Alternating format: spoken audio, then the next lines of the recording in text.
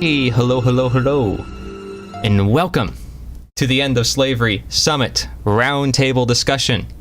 Everybody in the chat, everybody watching on YouTube and Twitch, we're here for the End of Slavery Summit, endofslavery.org or needed.1/summit, whichever one you prefer. They both lead to the same site. You guys are watching this probably on day 16. It is day 16. It's the 16th of December. We're here live with Will Keller, Aaron Butler, and Mr. Freedom Vibe, David Greenberg.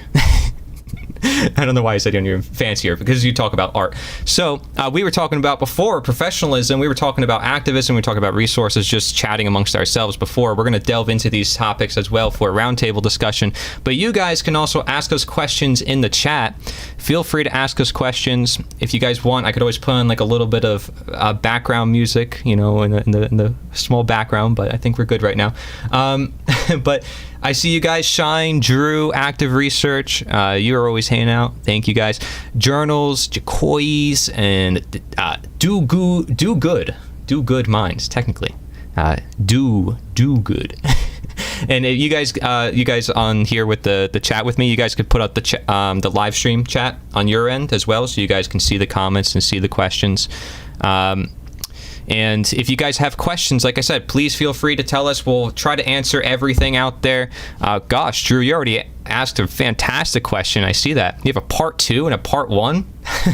There we go. But for beginning off, could you guys just share a little bit about what you've been up to lately, ever since we started the summit and you guys have done the interviews, and some of your thoughts about how the summit's going and what you plan to do for the future? Aaron, starting with you, we'll go basically from top left to bottom right. Yeah, I've just been, making some content with you. It's been a pleasure to co-host and be a part of this summit. I've just been making some content with some of the other creators. Recently, I did a stream with James Cordner on Hitchhiker's Guide to Truth. Other than that, just lots of production work for the One Great Work Network, and trying my best to support that. And yeah. Awesome. David, if you want to share. Sure thing, Corey, and thanks to you and to Aaron for co-producing, and Will, it's great to see you here, and everybody who participated. Everything was really great, so it was just a pleasure to be a part of it.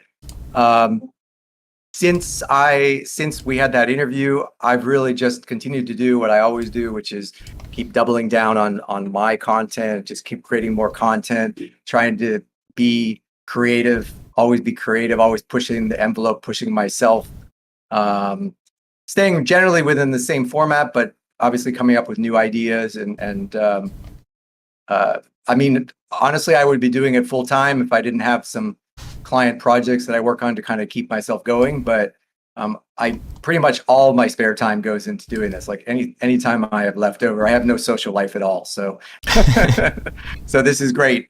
It's really important. It's that important to me. So it's a pleasure. Awesome. Will Keller, and by the way, just so you know, just joined the chat, Patrick Smith, aka Not Governor, in the Discord. You can join as well, put on your camera, feel free to join the discussion. Right now, we're just going over some introductions, what you've been up to lately, ever since we did our little interview. And Patrick, of course, I want to talk a little bit about activism later on, but Will, what have you been up to, man? What's up, everyone, and the viewers? Well, first, thank you for having me on this beautiful summit. Corey and Aaron, you guys did a fantastic job.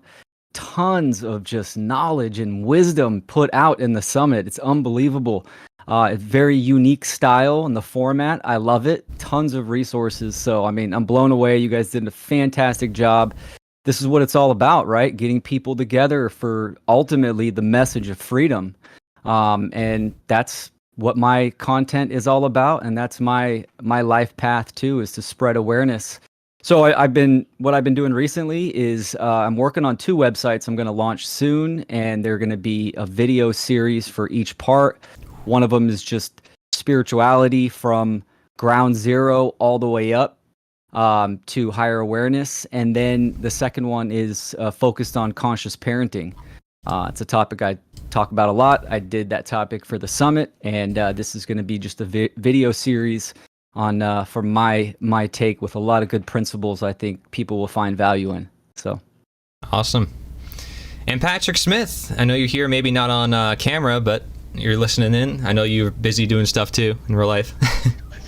What's up, boys? Good to be here. Yeah, it's not gonna be a camera today. I'm having a belated Thanksgiving with my family, We were all good. working and or sick when the actual day happened, so we're doing it today.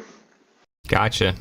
Well, how's been things, Patrick? Like, what are you working on project-wise? I know you've been putting out content for so many years, and if you guys noticed in the summit, Patrick was one of the only people, well, the only person in the summit where we didn't get to really share his whole interview. I did share featured videos from him, of course, but I didn't get to share his whole interview because unfortunately we had a lot of technical difficulties. It was really strange. We had a bunch of Wi-Fi problems. I was constantly disconnecting. Aaron was trying to record on his end. I was trying to record on my end. It would turn into a mess, but nonetheless, we did share your video, Patrick. How to make an anarchist in 15 minutes, and you asked really crucial questions that really helped an individual question, well, wait, do these people have rights that don't exist, or do these people why do these people can do this and I can't? Why am I not free? This simple questions of freedom. What do you think, Patrick? If you want to share something, because I don't know if you're in a rush or if you got other things to do, but feel free to hang out with family, but what do you think about what's going on and what you want to share with people? I feel like I have tried more varied forms of activism than anybody else I know. I've done everything from running for governor of Texas to street activism to I'm trying to take the libertarian philosophy to a professional level. I've done a whole lot, and so I know what works and what doesn't work. I know what's a waste of time and what isn't. And I try and really focus my channel and my content on the areas that are worth it and that do convince people. My producer and I have thrown a lot of our resources behind Larkin Rose. The interview in question, James Freeman, who's a cop watcher, had somebody that he's friends with that wasn't quite there, didn't really quite understand the totality of freedom, liberty, the non-aggression principle. And so he brought him to me. He's like, Patrick, make this guy an anarchist. And in the middle of the interview, some of the commenters were like, hey, try Larkin Rose's Candles in the Dark method on this guy. And so that video that you presented in your stream was me using Larkin's method. And so because it's successful and it really gets through to people, my producer and I put our resources behind Larkin Rose, and we helped him produce his attendcandles.com content and get that methodology out into the world. So we look for what works, and then we put our resources behind the stuff that actually does. Sorry for the background noise. I have a lot of family in the other room. It's all good.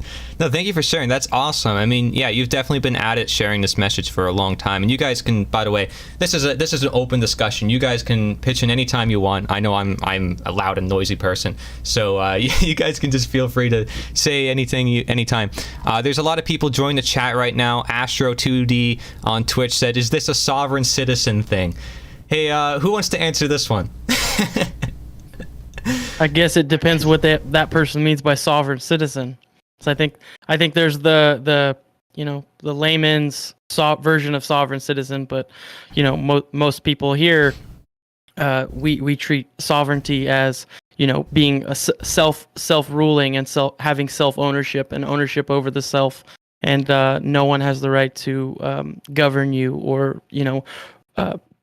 make commands over your body and your freedom. So I guess sure, I would consider all of us sovereign citizens, but probably not in the context that most people are used to.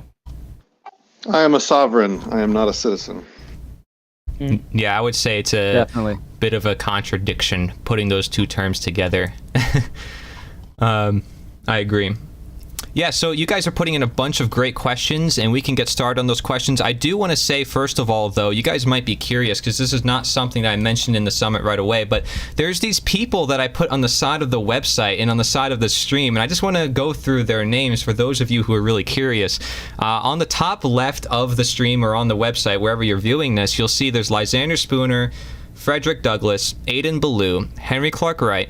Then there's, I think that's Emerson, right? Henry David Thoreau, or Ralph Waldo Emerson, one of them. I always get those two mixed up because they're like best friends. And then we got Leo Tolstoy right after him. Then we got William Lloyd Garrison going on the top right. Then we got Jeremiah Hacker, which not a lot of people know about. That's Ralph Waldo Emerson, sorry. The other one was Thoreau.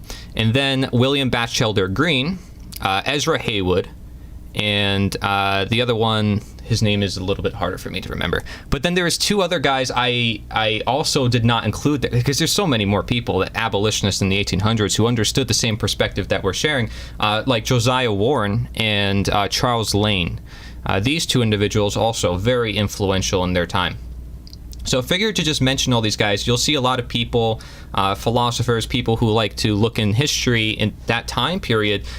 These individuals you're going to run into because they were experimenting, making their own towns. They were sharing the truth through newspapers and all the different mediums they can get their hands on. And keep in mind, they didn't have the mass amount of resources we have today to produce content, right? They don't have all the technology and all the resources, but now we have everything at our fingertips. So I want to ask about, how we do production. And we were talking before how I'm only using like a $30 mic, a $30 headset, basically. Like, none of this stuff is really, it doesn't take a lot of money. This whole summit I ran for pretty much under $10. I mean, if you're smart with how you do this, you look at, I'm using MailerLite as my mailing service, right? That's like free for up to 1,000 subscribers. And you pay it money if you want to go further than that or do a certain amount of emails per month. All of it. I mean, there's so much you can do. So let's start hopping into these questions because there's just so much that's coming in. If you guys don't mind, do you guys want to do this? I can answer that question about production use. Of course. That's helpful. David, actually, you help people with production as well, don't you? Yeah, I'll mention that in a second, and absolutely. And so let me just start off by sharing very briefly the tools that I use. And you're absolutely right, Corey. Most of what I use is more than 2 years old, so I've had it already. But even if it was bought brand new, it would be probably less than a couple $100 for everything. I also mentioned I don't do a podcast. I do, of course, join podcasts, but I don't have my own, so I don't really have an in-studio setup. In fact, most of my content is recorded in the field, outside. So my equipment consists of a 2.5-year-old Samsung Galaxy phone with a UHD camera. That's a 4K and also high definition camera. It's already 2.5 years old, so it's not brand new, but it works great. I use a stabilizer stick from DJI, which is the same company that makes drones. It's a very good tool. It's very basic. I think it cost me just over $100 a couple of years ago. You can probably get them even cheaper now. You don't have to necessarily get DJI, although I can definitely vouch for them as a brand. So that's what keeps the phone stable while I'm recording, so it's not all jittery. And then the rest is just production. So I just have the same laptop I've been using for about 4 years. Some upgrades. I use Wondershare Filmora for all my video editing. It's a great tool. So do I. I love it. They just upgraded to the latest version. It's I don't have any plans to change unless it's for maybe a specific project that requires a different tool. But it gives me everything I need. And I can do everything in that one application. The one thing I do outside of it is I use an application called Descript, which I use to condense down the content and get rid of a lot of the white space. It's much faster than doing it manually. So that's the one tool I have in the production that's not part of Filmora, but the rest is all in Filmora. Filmora, you can buy a perpetual license for I think maybe $80. Or you can buy a yearly license for like $30. So it's up to you. So it's not a very expensive tool to have. So all in all, it's not a huge investment. That's definitely not a barrier to entry. It's just, if it is, it's just ego getting in the way. Something else is going on. But yeah, I mean, if you're doing a podcast, maybe you'll have different requirements, but that's what I use. Right. Yeah, and for those of you who are coming in, because I see there's a lot of people coming from Twitch and YouTube, and they're curious about a lot of things, and don't worry, I mean, we may be on day 16 of the summit right now, with which we're speaking, but you can always go back to day 1, you can go to any of the resources and figure this out, and as you can go to David's talk where he talks about trauma, and you can go to Will's talk where he talks about how to raise your children. I mean, really, we cover a wide range of different topics, so something is bound to appeal to you. We care about freedom. That's what we're here to do, is just share the ideas and educate. What is freedom? What is slavery? How do we define these things? Because this is going to help lead to one another. I mean, if we don't know what freedom is, then we're going to be enslaved, or we're not going to know how to get out of our enslavement. If we don't know, if we are free, then it's like, how could we secure that freedom? How do we defend it? And this is the idea. So somebody asked, this is the first question that we received in the chat. How do we become more united? There are many groups that oppose being controlled in one form or another, but we are more powerful together, yet we are too scattered. So I want to start with Aaron. Sorry, I was going to put you on the spotlight, but you're first. You're on the left, so I want to just go row by row, if you don't mind. Aaron, how would you answer that question? How do we become more united? Well, I would just start off with the philosophy that we are all part of the human species, and we are all on a fundamental level the same with our own individual experiences, and recognizing that, and trying to align with principles that essentially do unite you with other people. And it starts with the change in the mind, and by it starts with your own actions and your own behavior. And if you make divisive actions, or actions that separate you from anyone else or any other person, then that's already off onto the wrong path. So the first part is changing your own mind, and coming to the realization that we are the spiritual beings living in this experience that would seem to be separate from other people, but in reality we are all the same. And just starting with that sentiment in any position that you're in is just don't separate yourself from other people or anything that's going on. And I think that's probably a pretty great start.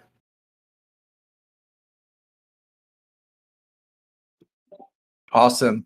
Yeah, I mean, if I think back to even when I was younger and I didn't really have a deep understanding of all these principles, at no point in my life did I ever think that people were less valuable because of the color of their skin or their thinking. Maybe I was a little less tolerant of different opinions at some points in my life. But now the way I look at it is, we're all part of the same species. And I think as long as we can agree on principles, as long as we can agree on the kind of reality that we want to create together, the rest is all details. And I love the differences that we have. I mean, one thing I love about being involved in this community, and even the greater community beyond even just us here and those who participate in the summit, is it's amazing to see so many differences, and yet people all have that underlying desire to fulfill the freedom of a human being, the infinite value of a human being, and the core principles which align us. And that's really, for me, that's enough. We don't have to agree on all the other details. I wouldn't want us to. That would be frankly boring and very weird if everybody was the same. I think that's the beauty of it, and the art of living is everyone gets to choose how they want to express their uniqueness. So I've never seen that as an issue. And even if I disagree, even on maybe even what people might consider bigger points that certain people make in the greater community, again, as long as everybody's more or less geared towards the same thing, which is we all agree that the ultimate goal of a human being is to be self-autonomous, self-sovereign, to have self-responsibility and not to be ruled over by others. If we can agree that there are certain core principles, then how we go about it, the discourse we use, the way we do it, the way we think about specific topics, and even how we perhaps approach people who don't understand these things, this is going to vary greatly. So I think one thing is just don't try to make an enemy or an adversary out of someone if they're in that camp. And there's no point in that, because then you're just dividing yourself from the very people that actually could help you to achieve that important goal. Beautiful. Will? Yeah, I agree with Aaron and David. I mean, this principles, the word principle means first things first. So, I mean, the three principles of sovereignty is self-ownership, non-aggression, and self-defense. You're responsible for yourself and your actions. Accountability. You owe everyone one thing: do no harm. And if aggressed upon, you have the right to defend yourself.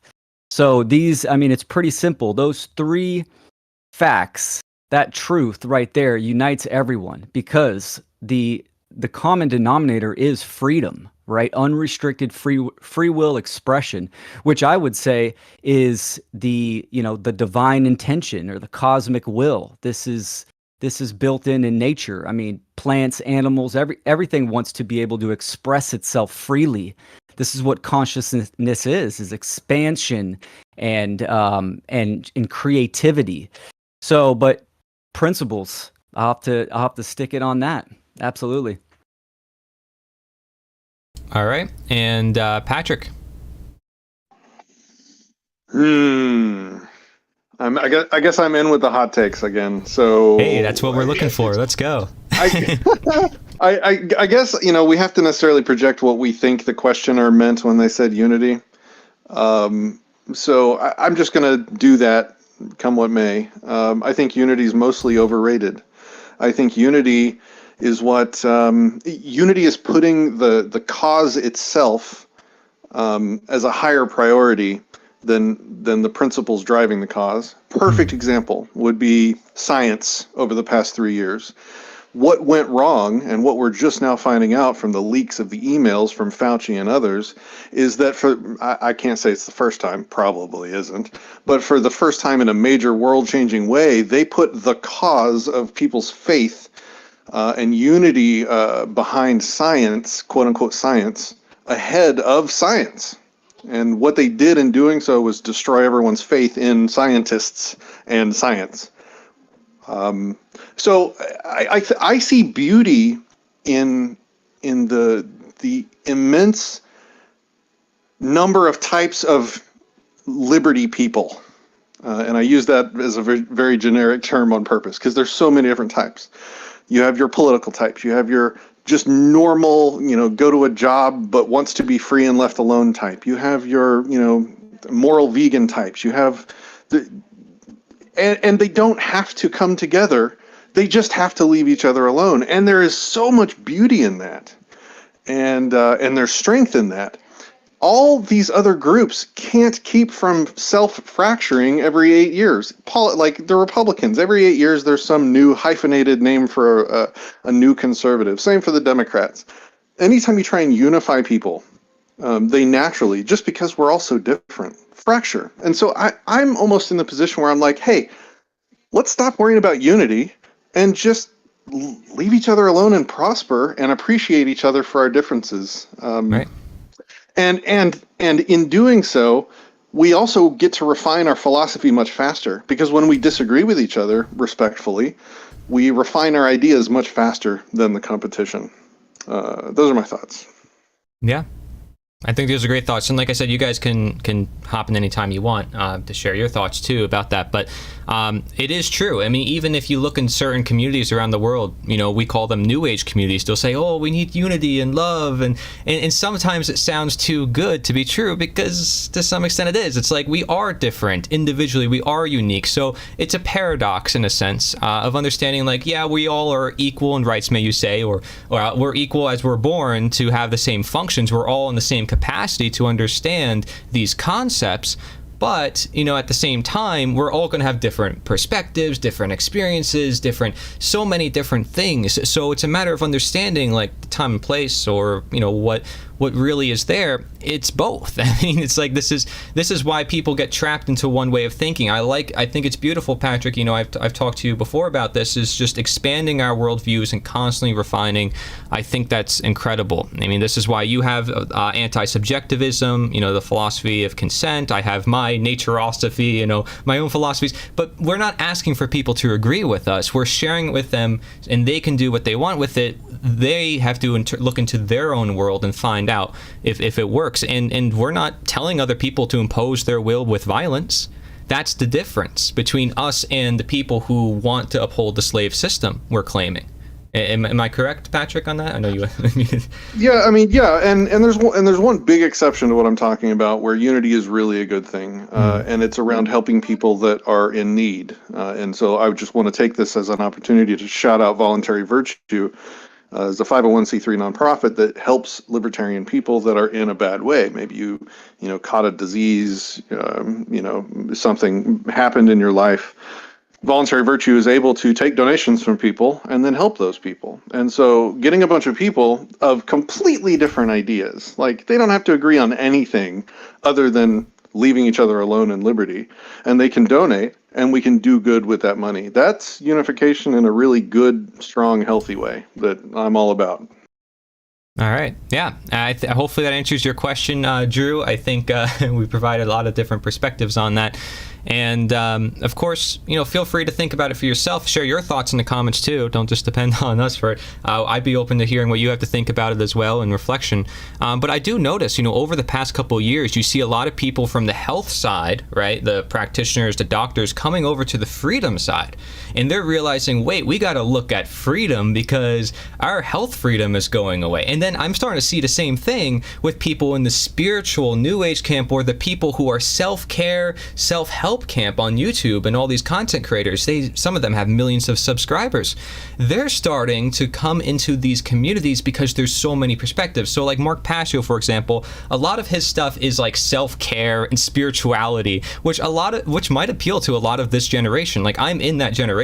I think it appeals to my generation because a lot of my generation, it's like we lack purpose, we lack faith. Not that this is the answer to those problems, it's that it helps us find another way of helping ourselves and looking at the world in a new light, because the current systems are just not helping people. So people are going to try to find anything out of that system currently. Sometimes in bad ways. They might use drugs, they might overdose on something. There's bad ways of coping with the world, and then there's ways of actually healing it. And David, you talk about this in your seminar, of course, of healing trauma and looking through shadow work. So there's so much integral natures going on here where everybody's working together because we're just filling in the gaps that need to be filled. So like, Patrick is filling in the philosophy. I met somebody recently who's a Christian anarchist, and some of you guys have very strong views on religion. Like, I think that's beautiful. You have some people who agree with that, disagree with that, but no one's using violence against each other. This is the key. Slavery is somebody imposing their will on others, claiming ownership over their life and property. We're not doing that. We're having a discussion. We're opening a discussion. We're sharing ideas. We're creating new ideas. We're creating our communities that we want directly. That's the free world. Thousands of solutions, not just one. So we're practicing it right now. I think that's great. Do you guys want to move to the next question, or any final thoughts? I guess a final thought is, and it's towards Patrick. Sorry to interrupt, Will. It's towards Patrick's point is that, in order to join, something, in order to be unified with, a cause or unified with humanity, it's like you have to individuate yourself. Otherwise, you're just joining anything. And so having the self-respect and the self-ownership to distinguish yourself from the rest, it's only from that point, that you're able to actually unify with, principles. Yeah. All right. Will, did you want to say something? Well, yeah, I was going to just say, there is a unification in identifying the problem, because there is a problem. There is a correct answer, and that answer is slavery, right? This is kind of what a lot of our work is about, is to give people the knowledge and the information so that they can make that self-realization of the major issue in the world. And this is important, of getting it down to the causal factor of mind, of ideologies, what people believe. And so that is a unifying factor, in my opinion. Yeah. And Astro, you asked a good question in the chat. You said, so what's with the slavery and the imagery if you're not talking about being enslaved by anything?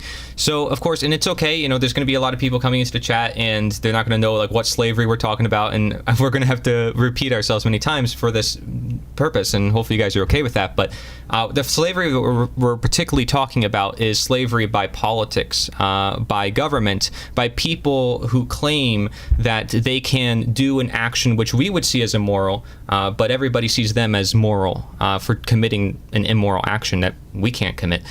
So you can look into the website and you can check out day one and start from the beginning and check it out. But if you have any questions based on what I just said, it's always better to learn, through asking questions and learning for yourself. So this is more so refinement. If anybody has any questions about what they saw in the summit or in general, but I'm glad to always meet new people who are new to this knowledge. That's also why we're doing this, is for outreach.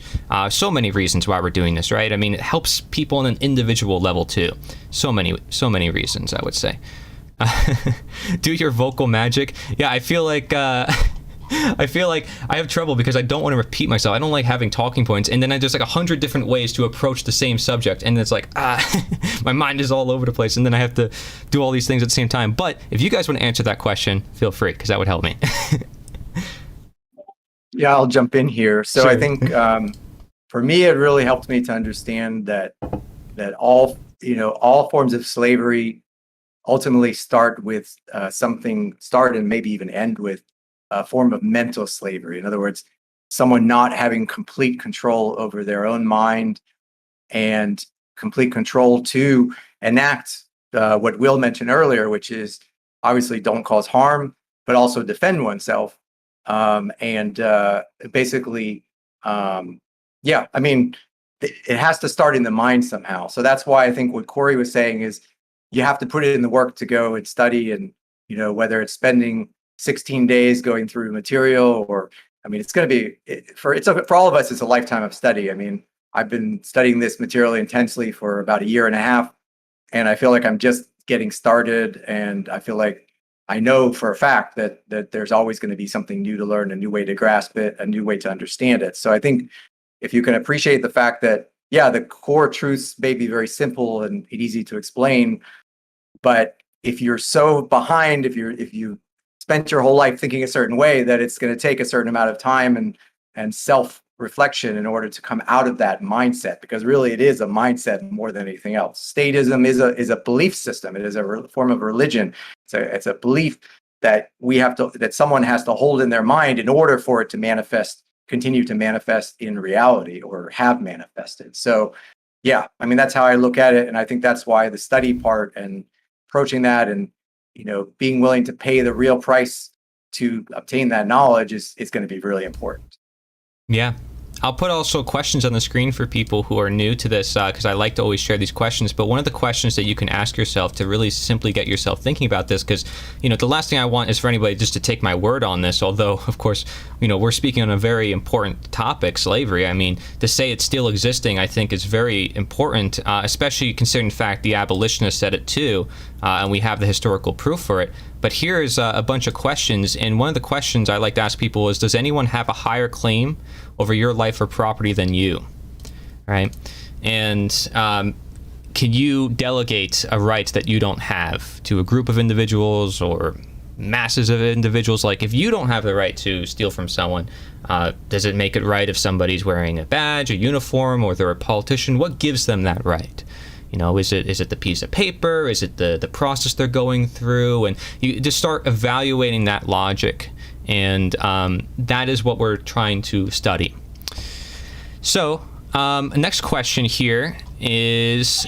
Let me say something quick about slavery. I think it's important to really address this head on, because if you invoked the label of slavery to call something slavery that wasn't, that would be kind of a shitty thing to do. I mean, like almost abhorrent, to conjure up slavery about something unrelated.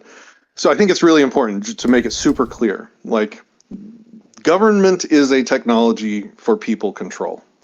And over the course of history, that technology has evolved and improved and gotten better and better at controlling people, and having those people want to resist that control less and less, and think and believe and feel that they aren't in fact even being controlled. They're just living their life normally, and that they actually, tacitly have consented to this governance.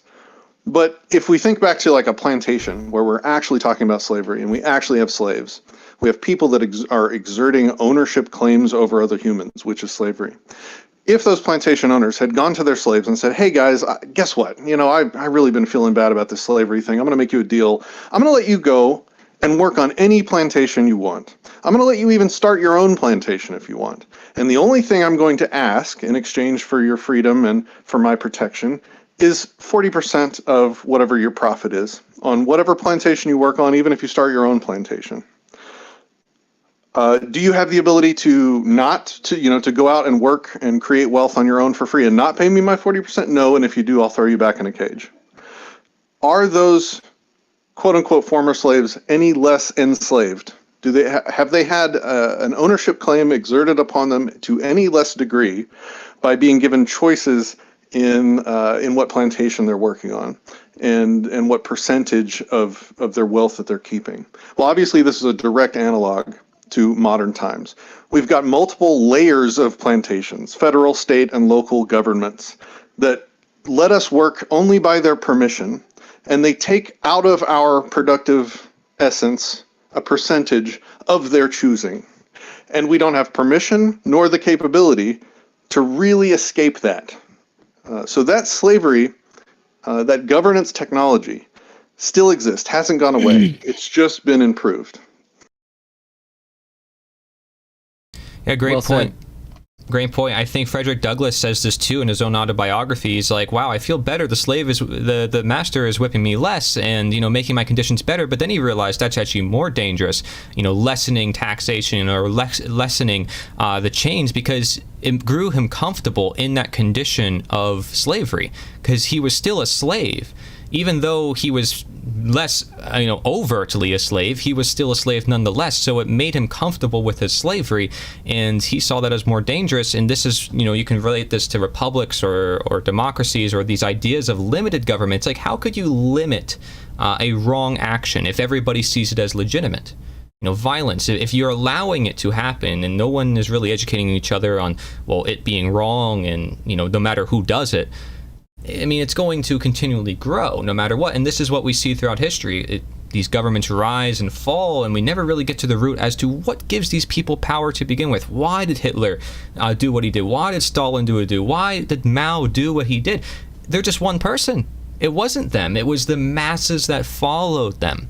And that is the belief system that we're tackling. Patrick, I think you said that beautifully. And getting to vote on who's holding the whip every few years doesn't change the state of the situation. And the biggest trick that ever existed, maybe ever, is getting everybody to think that they're actually in control by giving them that little vote to choose who's holding the whip. To the point where people will even fight each other because they're proud of what plantation they're enslaved to. Anyway, sorry to drag out that point. I just thought it was important because you're calling the summit, against slavery. So. Yeah, and of course, again, there's over 50 different interviews you guys can watch where I ask everybody, their how they define slavery, and you'll see. People are not stupid. We learn a little bit about slavery in school. We have a foundation. Most people see violence as wrong. We simply are just not looking at politics and relating that to this, or seeing what history has actually told us. These abolitionists were not just talking about chattel slavery, and we have all the proof. And William Douglas was somebody who was going to join this panel. He couldn't make it tonight, unfortunately, but he also has a bunch of historical proof. He has a website called the Latter Day Liberator, and the Latter Day Liberator, sorry, and he goes over these, and articles are like very long and textual, very detailed, beautiful work. You'll see him on day 16, everybody. That's today. You can just find his talk if you haven't seen it yet. Would recommend it. So now we have another question here. I'm gonna go ahead and step out. It was a pleasure hanging out, guys. Thank you. Thank you. Thanks, Patrick. Take care, Thank you, Patrick. Appreciate it. Can I just say something? Yeah. Thanks, Patrick. Can I just follow up on Sure. something, Patrick? Yeah. Real quick. The technology that Patrick was talking about is so good. Just to give an example, it's so good that it literally, like, the whole purpose of authority, in order for this to work, in order for people to buy into this belief system, it has to convince you of a couple of things. One thing it has to convince you, the main thing I think it has to convince you, is that you're not as valuable. Your life doesn't have as much value as it actually has. In other words, you're not infinitely valuable, which you are. Each of us is.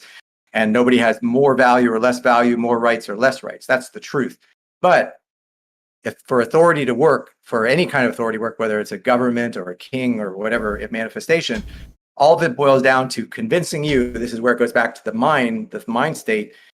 You have to believe that things like that, people in general, you specifically, but people in general, couldn't solve problems voluntarily, for example. That's why everybody uses the "what about building the roads" ridiculous excuse. This is like the number one meme-like excuse that people use about why taxation is necessary, is what about the roads? Who's going to build the roads? It's convincing people that human beings are so lacking in intelligence and creativity and in cooperation and all these abilities that we couldn't voluntarily solve these kinds of problems, advanced problems, when they're already being solved anyway. It's just they're being solved through violence. And an imposition of solutions rather than voluntary.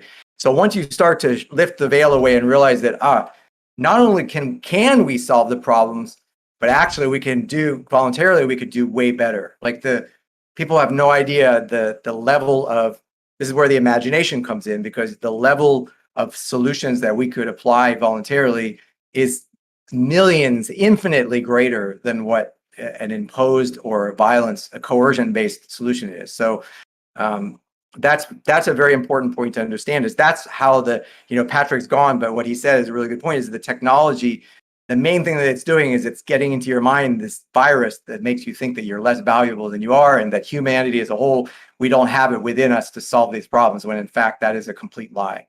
Mm. Wow. Yeah. So we have another question. Will, go ahead. Before we get into no.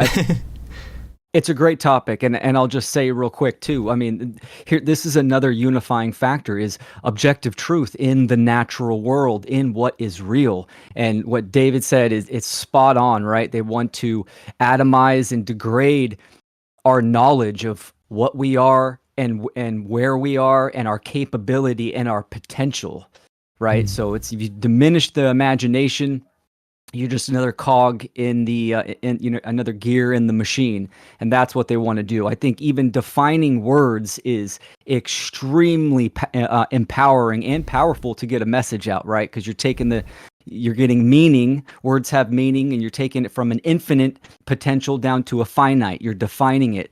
So when I'm out in the field or talking with people that are completely unconscious to what's going on, and you use the word slavery, they immediately have their own mentally perceived definition. And 99% of the time, it's what they've been taught in school. And if you're in America, you're immediately going to think of civil rights, black slavery, and but the definition is what matters. What is it really? It's a claim of ownership upon another being. And this is powerful. And I would say covert slavery is absolutely more dangerous than overt. I think Mark touched on this a little bit, right? When it's overt, you can see it. It's right in front of you. It's brutal, but it's obvious. Covert gets into the realm of how do you know you're under mind control? Right? Because here's the thing about free will. Free will has to be activated. What is potential is not actual. So how do you know you are making your free will choice and you're not just running a program that's been instilled in you, or or you've been influenced? So they're deep questions. This is why what David was saying, it always comes back to the psychology of oneself. And we have to turn and ask ourselves the question in the mirror, what do I believe and why? So, yeah, good questions. I mean, this is self-reflection. This is involving the individual, because as we said, it relies on our minds. There's many animations, guys, like in case this is a little too complicated, like we have animations, featured videos on each day. You can just scroll down each day. You'll see there's like some animations. There's one where an alien comes down to Earth and he's like, what is government? And it's really simplified, so you can see the perspective that we're sharing. There's been so many resources shared about this, and you mentioned truth. Logan Hart did a whole episode with me about what is truth. So I would recommend that to people who like the philosophy side of things and they want to study truth. What is truth and how do we find it? How do we share it? That's day 15, everybody, Logan Hart. So how can we find secure social media to organize more unity? This is another question. Controllers have monopolized media channels from news to social media to pop alternative media. Good groups are censored and canceled on Facebook, etc. So, all right, Aaron, do you want to start with this one? You're muted. Can you read the beginning of that question again real quick? How can we find secure social media to organize more unity? The way I would approach it. Yeah. I was just going to say. Build it. I mean, we obviously be open to, in the How to Become the True Media seminar, Mark always discusses platform agnosticism, and it really shines a light on the mentality that humans need to develop, and it's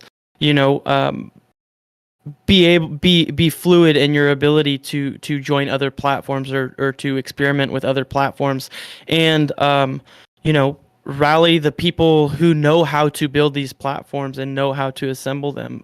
There's no platform that's just going to pop up and take over Facebook or YouTube. These things have to be grassroots and organized by people with the know-how and obviously the means, but you have to be able to resist resist the increasing heat of the algorithm to shut down any other options. It's like you have to be able to play it to win it instead of just thinking, oh well, Facebook or YouTube's the only thing we have. It's like, no, there should be, millions of people talking about what these companies are doing, and at the end of the day, I think the answer is do it yourself. And we have to build these things ourselves. And sitting around and waiting for Elon to free Twitter and to give us our free speech back is just it's so ridiculous. And I think it's simple enough as do it yourself, or be willing to invest your time into some platforms or social media that are against censorship in deed and rather in word. All right, you guys have anything to say about that? Sure, I can chime in on that. Yeah. So I'll just share what I do and my approach, which I think is, well, let me just share it. So what I do is I want my videos to appear everywhere, and I am platform agnostic. So what I do is the following: I have my own website. I think each content creator should have their own website, at least one, which is kind of their own platform. Now, granted, in my case, it's just a simple website. I mean, I think it's getting better all the time as I keep working on it, but ultimately it's fairly simple. It's not sophisticated. So everything I do goes there. And I also share other people's stuff there as well. That's the first platform. And then I publish on about 16 other platforms, and so I'm completely agnostic. So of course I do publish on Facebook, I do publish on YouTube and Instagram and even LinkedIn and other platforms, but I also post on Minds, for example, which is a newer platform, which I've been getting a lot of positive feedback from my content there, surprisingly. And I post on other ones like Gab and MeWe and others where sometimes it's just crickets. Maybe it's getting some views. Sometimes it will, sometimes it won't. The point is that, we have to worry less about a particular platform. I'll talk about the censorship part in a second, and I realize that that's also a part of it, like being censored. But just in terms of getting the content out, I think the most important thing is just push your content out to as many places as possible. Be very be agnostic to platforms, but be liberal in approaching more platforms. If it seems reasonable and worth it, based on your best judgment, go ahead and post there. If it doesn't seem like it's a good use of your time, maybe don't post on that particular platform. Certainly the major platforms like Facebook, the big tech companies, they have very established audiences. So the benefit there is potentially huge reach, reaching a lot of people, including a lot of people who haven't even thought about a lot of these topics. So those are the people we really need. Obviously it's going to be important to reach people like that. So, I think a lot of people get very bent out of shape about the censorship. I understand it's an issue, and I understand, of course they're going to censor people. It makes sense. It's part of their strategy. That's why I'm never surprised when that happens. I've had relatively few of my own videos. Actually, I think I had one video taken down on YouTube, and a couple were flagged as 18 plus in more than a year of doing this. I don't think I've ever had anything taken down or gotten anything negative on Facebook. I think that's it, really. Just that one, I think it was 2 strikes on YouTube, maybe, over a course of a year. So I think, it is obviously a concern. I'm not trying to belittle that. But I think you said it, Corey, a minute ago. You said play to win. Either you or Aaron said that. I'm sorry. And play to win. And I think that's exactly the point. Have a strategy to play to win. Don't play to lose. Don't play defensively on this. We've got to get the word out. That's the most important thing. The most important thing that we're doing is sharing the message. So what I share with you guys is just, I think, what works best. If there might even be a better way to do it. But this has really worked really well, and that's what I continue to do. Yeah, Will? Yeah, being illiterate in the 21st century means that you're a technological Luddite, right? You have to understand tech, and that's scary for a lot of people, but especially if you're going to, fight for freedom and speak the truth and come out publicly, which I think everyone should. Use your real name, show your face. I live by the phrase, speak the truth even if it leads to your death, because it's the right thing to do. Right action. That is righteousness for sure.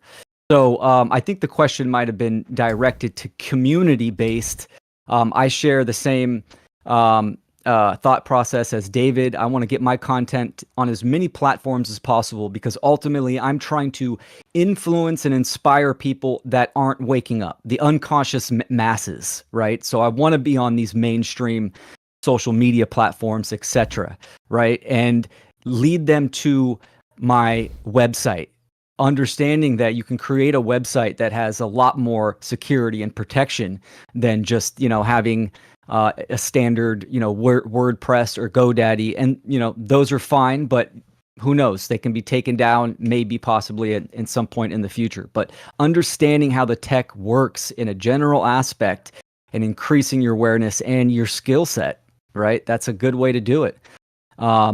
As far as security when coming to communities, I mean, there are some better platforms out there like Gilded or Telegram, and you just speak the truth. You meet up, you act. And, Right. Ultimately, if you're trying to start a community or something, face to face is the best way to do it. So make your plans fearlessly. Right. Well, if you guys signed up for the summit, you'll see on day 16, there is a bunch of resources, including alternatives to Google. So if you have any Google program out there, there's a list, there's always an alternative to it. Just keep that in mind, right? And the thing is you can use those alternatives within your personal life. Now, when it comes to interacting with others, I totally agree with you guys. Let's get involved in the other platforms. Read their guidelines, though, because they are pretty explicit as to what they want and what they do not want. Now, they may not tell you everything. Sometimes they're really baseless and don't really tell you anything, and they'll just ban you for no reason. But most of the time, they have a pretty solid reason. Like, you're talking about COVID, you're talking about 9/11, you're talking about... There's certain issues you cannot talk about. I know what they are because I've been on the internet for a while to observe it. Okay, but if you talk about philosophy and these ideas, you're not really going to get censored unless you're showing really bad imagery. So use the opportunity while you can to share these simple moral truths, because morality is not that controversial. If we're just saying do not violently impose your will on another because that's slavery, or do not claim ownership over something that does not belong to you because that's slavery, it's a really simple concept. I'm sure many of the employees there would also agree with it. The problem is some of them are probably just order followers and they're just going to do what they're told to. So the thing is, right, is we're getting rid of that mentality of order following because that's what makes people enslave themselves. But just understand that that's always going to happen in many different spaces. The problem is, is so many people willing to comply with that and willing to sit there. So notice how you find out about these alternative platforms in the first place. You probably found out through Facebook, through Twitter, through YouTube. I bet you 100% guaranteed that BitChute and BrightTime and all these alternatives got most of their fan base from content creators on those mainstream platforms that brought them over. So it's important that we can do that. We can use the main platforms and then show people the alternatives, and then people can choose what they want to do. Real quick, the best will rise to the top. I just want to say just real quick, I think there's a lot of consolidation going on, right? It's like people are talking about the effects. They're talking about the current dialectics. That's easy for them to pinpoint, censor, move people, and consolidate them on certain platforms. The main message, you have to get down to causal factors. It has to be mindset and action, right? Talking about objective morality, the difference between right and wrong. This is the body of information that we need to talk about. The next deception that's going on, they love it when people do that, because then they can apply the censorship, and what that does to people, they think, oh, there's something there, and they focus their attention there and their focus, right? It's entrainment, it's perception management for behavior control, but there is no change in the effects. So just wanted to add that. No, you're right. And people can get into polarities themselves through conversation if they're not open enough to see the bigger picture. When it comes to, like, I see in the chat right now, some of you guys are talking about natural law and this scenario and that scenario. It's like all these complex details. And it's like, I think that's great. That's good conversation, as long as no one's using violence to impose their will. Again, it's not slavery. So it's like, that is the main point of the summit. It's like, let's have the discussion. Let's bring it into the world. Let's not just keep it within ourselves and within our communities. Let's bring it to the world. There's a whole world of people out there who won't even care about what is right and wrong, because they'll suppress it for what is being told of them what to do.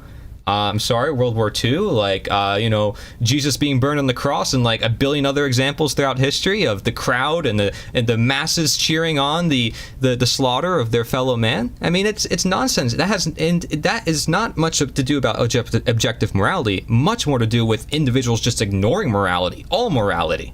Like no sense of morality, and that is what makes us no longer human. That's what makes us no longer, a free people, a caring people. So this is just about simple, basic ideas, and I don't think it takes a genius to figure out, like, you own you, I own me. We have boundaries. It's like, but we cross that on a day-to-day basis, and there's this invisible violence that we don't always see being done to our fellow men because we have this system in place where people think that they're more special just because of a uniform or a piece of paper has some magical powers. So I just wanted to reiterate again. I'm gonna do that many times. I'm gonna step away just for Sure. 1 second, Corey. Sure.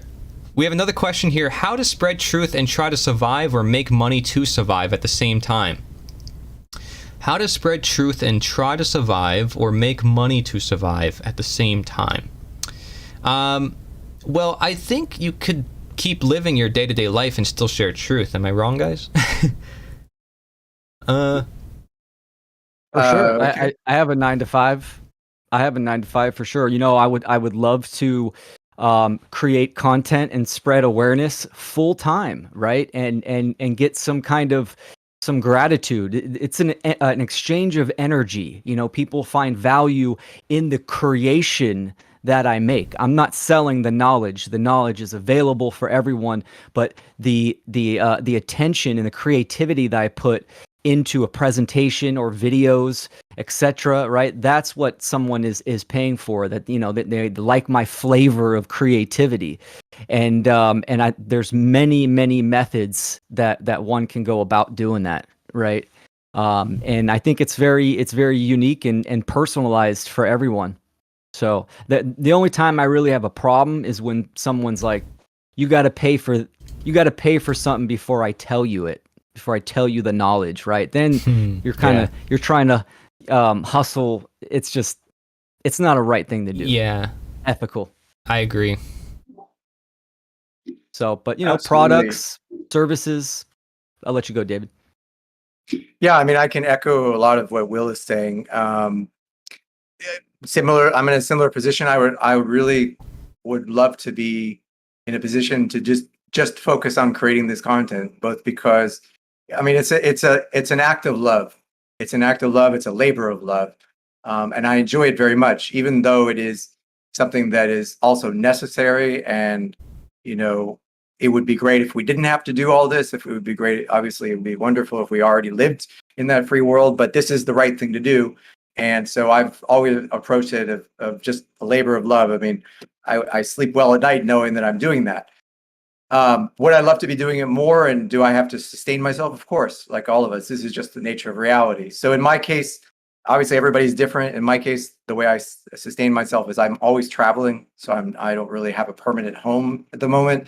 And I work specifically with hotels and hostels.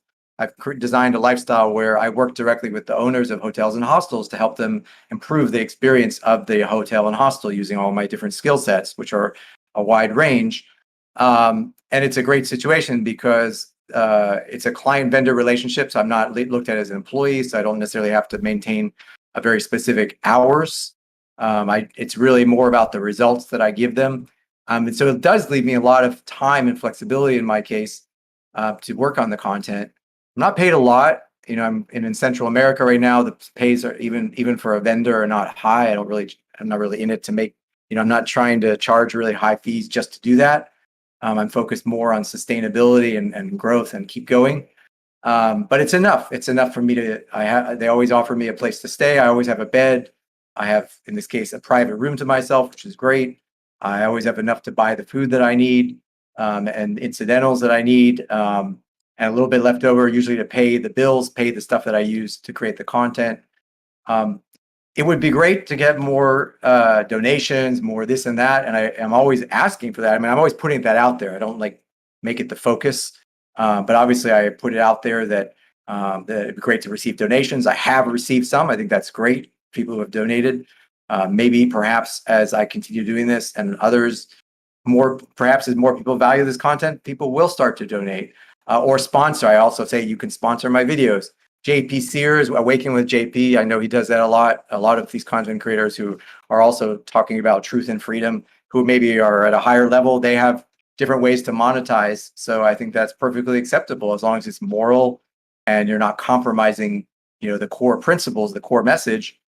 I don't plan to ever charge for the core content, but maybe if people want to pay a subscription, they'll get access to something a little extra, right? Or they can hire me to do some consulting or help them set up something. That's I think is a perfectly acceptable and perfectly moral and reasonable and even a good way to earn some income. But not like Will was saying, I agree completely. We're not charging for the actual knowledge. We're not charging for imparting this important information. We're not going to withhold that and make it scarce, falsely scarce. That's always going to be front and center. But yes, I mean, be creative, find different ways to earn some income and then just keep going. Yeah. You guys made a lot of great points. I'm not sure if, Will, you wanted to make another point about that. Yeah, one way to look at it too, right? I mean, if we look at the controllers, the social engineers, they have unlimited resources. They're printing it up in the air. It doesn't matter, right? So it's the money itself just represents something.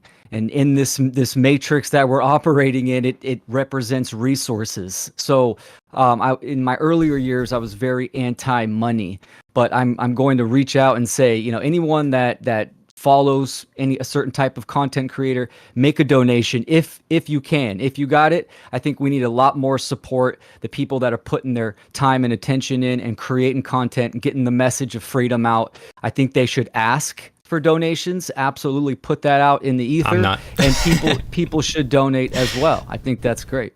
You said you're not going to? No, I'm not. It's just my personal belief. Yeah. Sure. So somebody in the chat and Twitch chat said too, I'm like in it for the money or something. I'm like, bro, I have no way I'm making money off of the summit. I'm actually losing money for putting it up. So, and I'm also mailing things to people overseas as well and for free. So that's also like probably the biggest expense. but yeah, just figured to mention that, you guys. Like I'm doing don't understand. Yeah, I'm doing it money purely that we spend as content creators, right? I mean, there's streaming subscriptions. I mean, tech. All kinds of stuff. So, and I think we all get that as content creators. Oh, you're in it for the money. I mean, I've done a couple conferences. I've gotten the same thing. And no, we lost money doing it, but we're trying to spread truth and freedom. Yeah. So, and it I'll works. spend my dime on it. And that honestly is the best currency you can get, because honestly we are making more of an impact if I can just help influence one person. I mean, that's beautiful to help them see like, wow, their own belief system is contradicting themselves. Like there's some debate in the chat and I love seeing it. You guys are like, oh, this person's a more relativist, oh, this person wants harm. It's like all you got to ask is the simple question is, if you don't think harm is a bad thing, would you want harm done unto you? Reply everything that you say out of your own mouth reciprocally back to you and see how it feels. That right there is actually Patrick Smith's definition of rights as well, by the way. And there's nothing wrong with it. He says a right is a reciprocal agreement, because if somebody doesn't respect your rights, they're not going to even care about your rights to begin with. So, this is another way to look at it, is it has to be reciprocal. And we see in nature, justice has to be reciprocal as such. Of course, there is the idea of there's truth and there's reality and then there's people's opinions, and, they're two separate things. But I think that ties into it, of course, as well. But it's all semantics. The point is like, can you understand what slavery is? Can you understand that, you don't own someone else's time, energy, labor, something that they worked for, something that like their work, sweat, and tears? I mean, my gosh, we're being taxed like a third of our income almost. I mean, in some places of the world, it's more than that. I mean, you're talking people are working for months free. If you're taxed 30% of your week, like of 10 days, you're basically working 3 days for free. I mean, this is insane. That is free labor. That is slavery. And so it doesn't matter if it's 100% of the fruits of your labor is being taken from you. What percentage does it not become slavery? Right? This is the question. Somebody else asked that in the chat. Great question. Guys, so yeah, the rapist thinks that he's making love to the victim, right? It's his perception. He's not causing any harm. It's like, come on, man. Yeah, no, you're right. At some point in time, you have to realize it's like there is a truth. Otherwise, we wouldn't be seeking it. Otherwise, we wouldn't be having goals and all these philosophies trying to attain it. And you know, a good resource for people when it comes to this is again Logan Hart's Truth, your talk on conscious parenting, because it all starts when we grow up. You know, I think a lot of us just don't have that strong foundation, and even we're still trying to figure it out to this day because we lack that strong roots from our beginning childhood. It's insane, right? What can be done to us? We're maybe injected right the minute we come out of the womb. I mean, gosh. I mean, who knows what potential could have been there if we did not do such a invasive procedure, or we let things naturally happen, more so. So guys, we have a lot of questions. I want to make it a little bit more simple, if you guys don't mind. I want to keep our answers like maybe within like a quick sentence. Try to like sum up your answers, if that's okay, because I just want to make sure we catch up to the chat. And there's a lot of great questions being asked. Rapid fire. I love it. Rapid fire. Let's go. What are y'all's thoughts on? Oh, and by the way, to the last question, I didn't really answer it. My one sentence answer is the next project. Okay, Cecil, if you're still watching, if you want to share the truth and you want to make money at the same time, you're not going to make money doing this, although I will share your donation links for you. If you send me articles, if you write anything, doesn't matter what length it is, I will turn it into videos for you and promote you and your content. This is the next project, guys. I want you to check it out. Nita.one/newspaper is the website currently. There's going to be another website for it in the future, but look into it. It's on day 16. It's one of the top resources. I mentioned it a few times, but this is the next goal for us is getting everybody involved. So no matter what job you're doing, no matter how much time you have, you can always just write a little bit per day, and then over time that amasses, and you can take your time no matter what, and eventually you can put out something. So just figured to put that out there. It's a helpful tool. What are y'all's thoughts on joining communities like Freedom Cells, or what could be done to improve such communities or to establish your own? So I'll read that one more time, and again, we'll keep our answers short from now on. What are y'all's thoughts on joining communities like Freedom Cells, or what could be done to improve such communities or to establish your own? Aaron, what are your thoughts? Yes or no, and what would you do to improve it? Yes, join communities, and what could be done to improve it is, I think definitely just join the communities. That can be get involved with these communities. You know, don't just be a passive, you know, person who joins these things. It's like actually get involved, try to bring something of value to them, and that's probably the best way to help. All right, David. Yeah, so a couple of thoughts. I mean, I do like what Derek and his team is doing with Freedom Cells. I think specifically, I don't know if they were asking specifically about that project, but I think it's a good project and it's worth investigating. I've been reading one of his books, How to Opt Out of the Technocratic State, I think it's called. And but I think communities, you know, small local communities where you're actually interacting with people in the real world, not just online, are going to have value, whether it's through Freedom Cell specifically or just something you create organically under your own name. I would say, yes, do whatever you can, because the people that are closest to you, because you're spending time together, you know, when you're able to collaborate, the potential to create great things is much stronger. And it's also fortifying, it's satisfying. It's part of the human experience to have these, to be a part of a community. So when we can maximize that effort within the communities that we have, yes, I would say do what you can, you know, make it happen. All right. Will, you guys can just go right after each other. Don't worry about me. We got the format. Yes and no. I'm part of a local community and an online community, and I'll tell you some of the factors real quick. We all need connection. I mean, someone might not want connection, but the majority of people, they do need interaction and connection, especially in the quote unquote, you know, truth-seeking freedom community, right? We want to conversate and connect with like minds. So that's a huge plus. But also keep in mind that the overall goal or message of the group, that's what is important, right? Are they creating action, or is it based on escapism, or, you know, what that is? Make sure that's clear. My point being, time management and energy management is vital for each individual person. So be conscious of what you invest in. All right. Awesome. Hope that answers your question, Active Research. You could always share your thoughts with us as well. I do think you can always bring more materials into those communities. That would be my answer to it, is integrate your ideas within those communities. And I agree with you guys. Pretty much same deal. All right, next question here. Do you think that the U.S. is sort of too far gone or not too far from it? And what are they referring to? I probably lean more to being pessimistic. Do you think that the U.S. is sort of too far gone or not far from it? So like pessimistic as in like worried about the world, right? Am I correct, guys? Like pessimistic meaning you're like in fear of what's going to, well, you're not, well, you're kind of in fear, but you doubt things are going to work out in a sense. I have to fight off those inclinations too, but I think that's probably just maybe my trauma or my awakening process was just super dark and pessimistic. But I think the U.S. is going to be one of the last dominoes to fall if it is going in that direction. Otherwise, I don't think that the U.S. is too far gone. I hold out hope, and I think that if more people get involved, then that's definitely the primary goal. We have the firearms, right? What do you guys think? Right.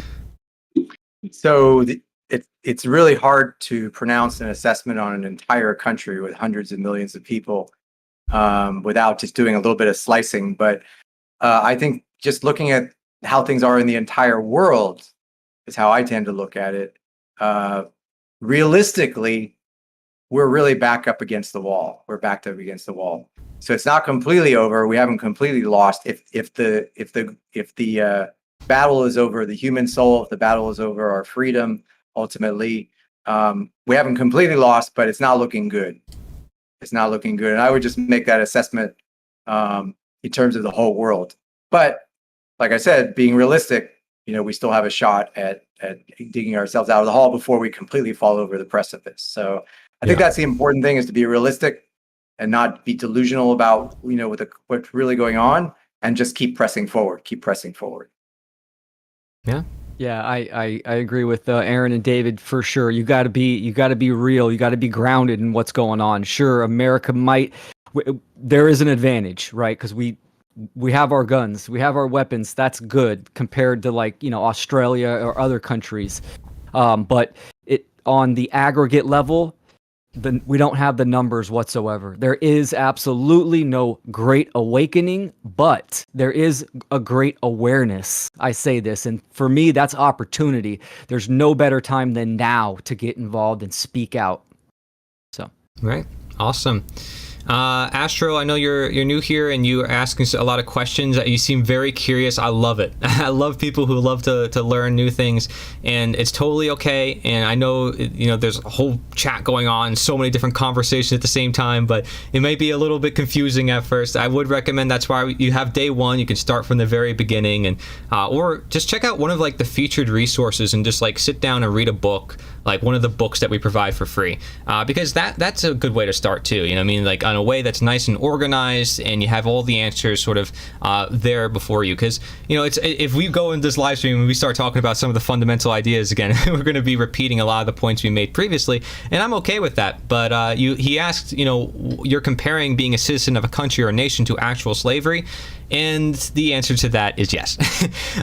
Because unless you are truly sovereign in the sense of super reign, above rulership, you rule yourself, who's ruling over you? And what gives them that right? If you don't want to, does that make you a slave? Because I never consented. I personally never, signed any contract to be within their system, to be taxed against my will, to comply to certain laws that I personally did not consent to or create myself.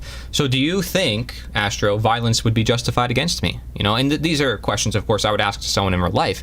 It's kind of hard because I'm through online. This is why I don't usually talk about online with people, and also in front of audiences. It can get very distracting. So the best thing you can do is sit down with yourself, ask yourself the questions, and reflect through the material. Hopefully I answered that for you.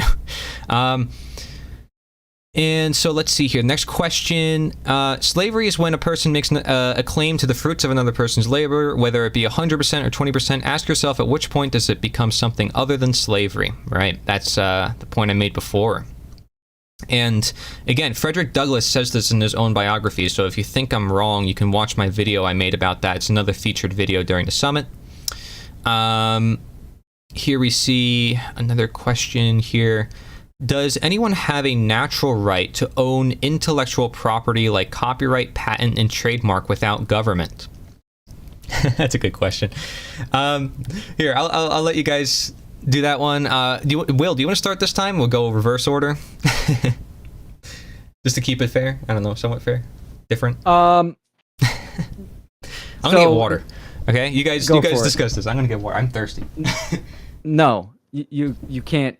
You can't with intellectual property. I mean, if you create some content, like let's say I turn it into a documentary and you want to steal the documentary, but even then, you put it out in the public domain, it's available for the public, right? So, I mean, that's my short answer.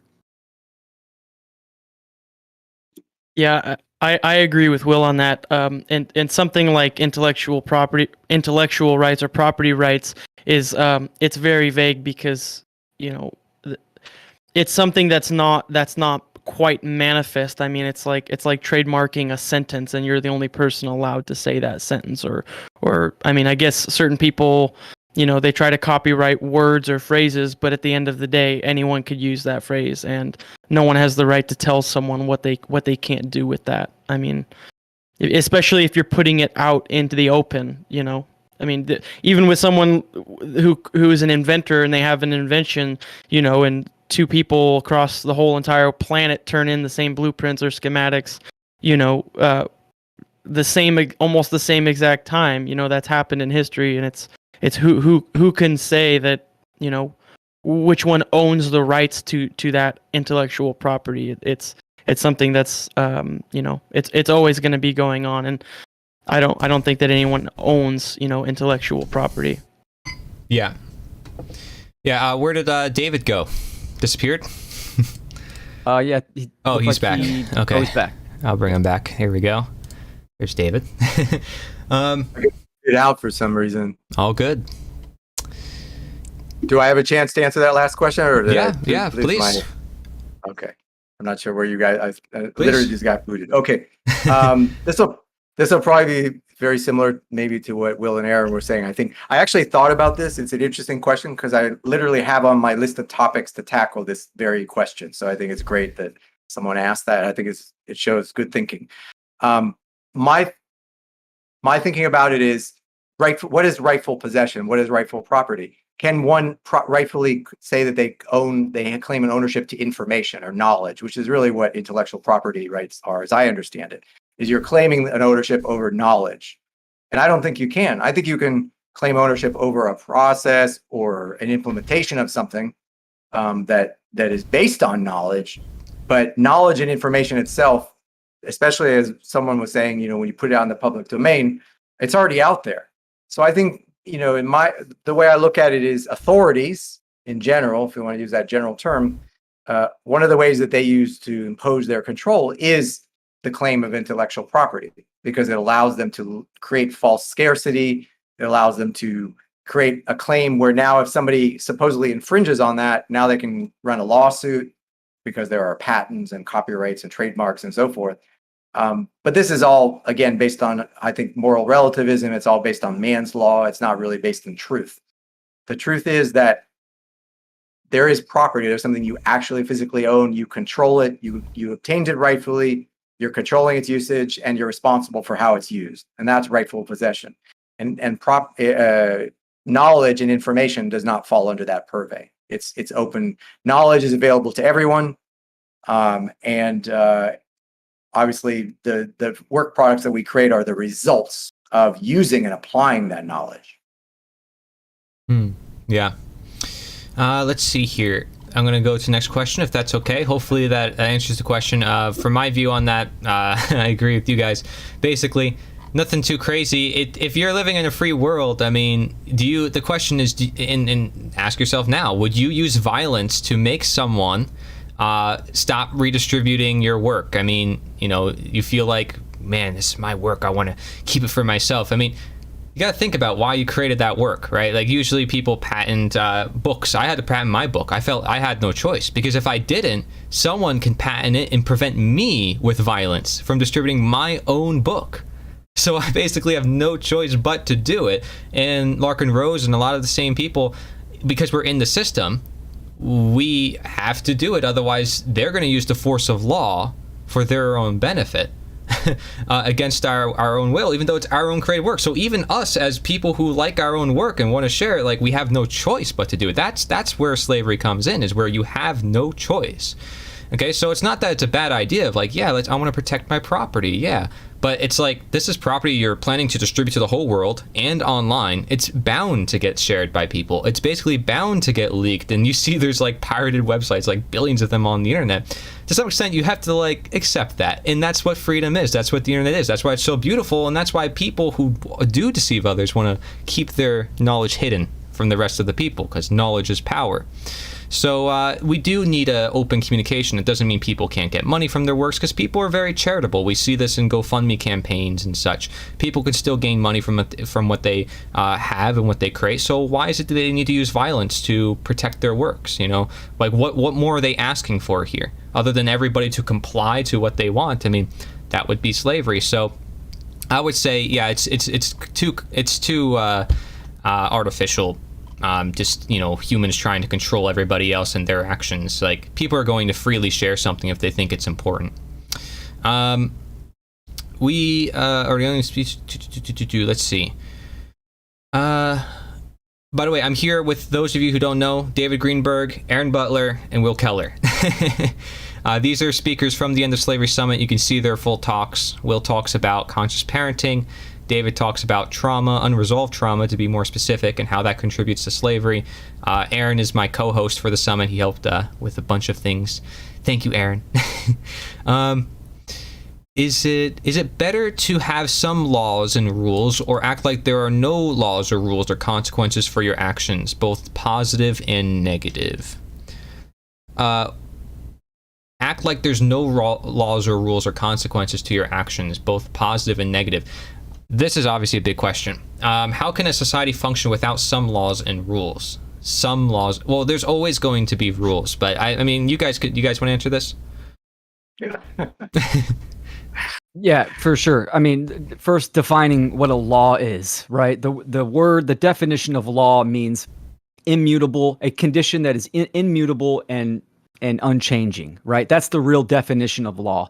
So yes, absolutely. There's always going to be rules in this reality that we exist in, and that is natural law, right? These are the laws of nature. Cosmic law. Cosmic means order. This is the ordering, the rules. And we talked about even some of the principles of self-ownership, non-aggression, self-defense. These are the principles that humanity must understand, right? And just based on those three principles alone, we can already cooperate and organize a lot better than we are today, right? Because now we're at par. Now we understand the fundamentals, the elements, the elementary, and this is ultimately what we're trying to gain is, you know, the solution is higher awareness. So once we get there, then the potential to organize, work together, and create is unlimited. Yeah. Yeah, Well, very well said. Yeah, very well said. And you know, the great thing about it is that all of these laws are already in place. All the laws that we need are already in place. And you know, alluding to what Will said is that we don't need more laws. We just need awareness of the ones that are already here. And you know, it takes you to be able to hearken to those and to become aware of the laws that are already in place, that have been in place, that are immutable, that cannot change or fluctuate. Yeah, I like the distinction that Jeremy Locke made in his book, The End of All Evil, where he talks about the difference between law and principle. Now, obviously, we use the term law also to refer to natural law, but a way to think of it is that in nature, there are certain principles that you can either learn how they work and harmonize with them, or you can try to ignore them and fight them and suffer as a result of that. Whereas all man-made laws, or what Jeremy referred to as law in his book, is basically authority coming along and saying, you got to do this, you got to do this, you got to do that. So it's that, again, it's that imposing in your mind to think that we need laws. Like that's basically the mental construct that authority wants people to believe, is that we need laws. We need, even per the question, we needed some laws, because otherwise what would happen? But the point is, as Will was saying, as Eric was saying, as many of the educators have been saying, but the laws already exist. The principles already exist. They're already built into the fabric of reality. They're there to discover. We didn't have to create gravity. We didn't have to create thermodynamics. These things already existed. So it's not much of a stretch to realize that there are laws of cause and effect that give us the outcomes based on what we choose to do. So that's the beautiful thing about it. We don't need any more laws.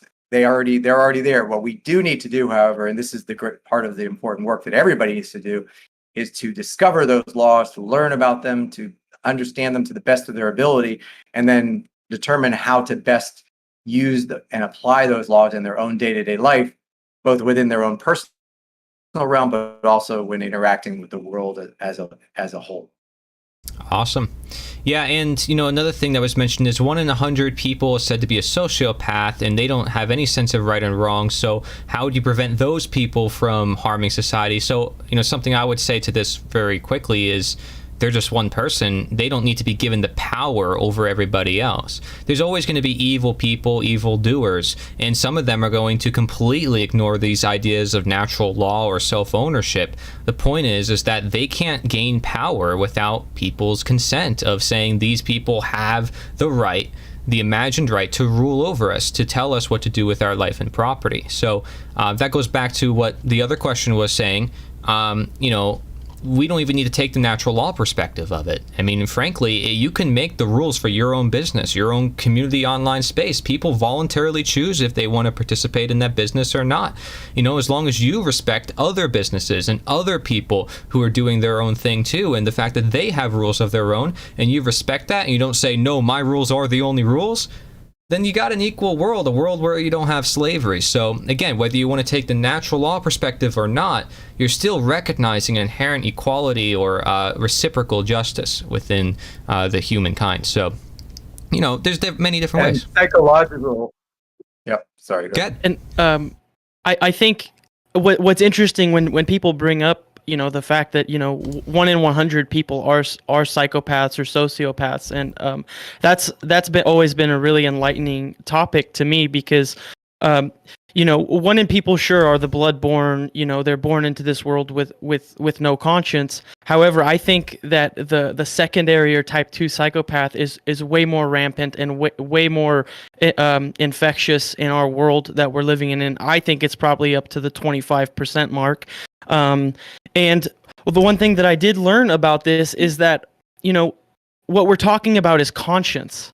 And that's what psychopaths lack is a true conscience.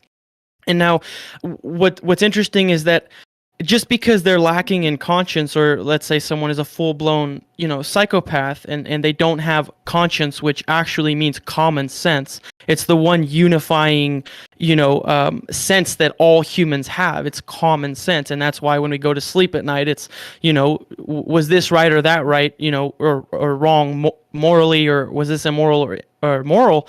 And it's basically common sense, is that people intrinsically know these things. And now the psychopath, someone who we think has none of this awareness, they still do math. They still know, what I call it is cosmic or karmic math. It doesn't mean that they feel or have an intrinsic awareness of what right and wrong is, but they do know that certain behaviors lead to evolution, lead to creation, lead to life, and then certain behaviors lead to involution, certain behaviors lead to death and lead to decay. And that's what that is that, sure, so many people, I think, are probably suffering or have this, secondary psychopathy, but we can all do that cosmic math and do that karmic math. And is this behavior going to lead to a long, evolution? Will this lead to evolution or involution? And I think even psychopaths are aware of that. Interesting. Yeah, and self-defense, going back to that principle, is not just physical self-defense. So of course, when we think about self-defense, the natural image is pulling some taekwondo or pulling out a firearm. And those are, of course, completely valid forms of self-defense under the right conditions. But I would argue from my own experience that the vast majority of situations and ways in which we need to defend ourselves is actually defending our mind. This is the major, defending our mind, our psychology, and a lot of the manipulation, not just in the global scale, not just from the social engineers, but even people that you'll run into in your own life. I've seen this over and over again. You're going to run into master manipulators, and let's say that 1 out of 100 people is born a psychopath.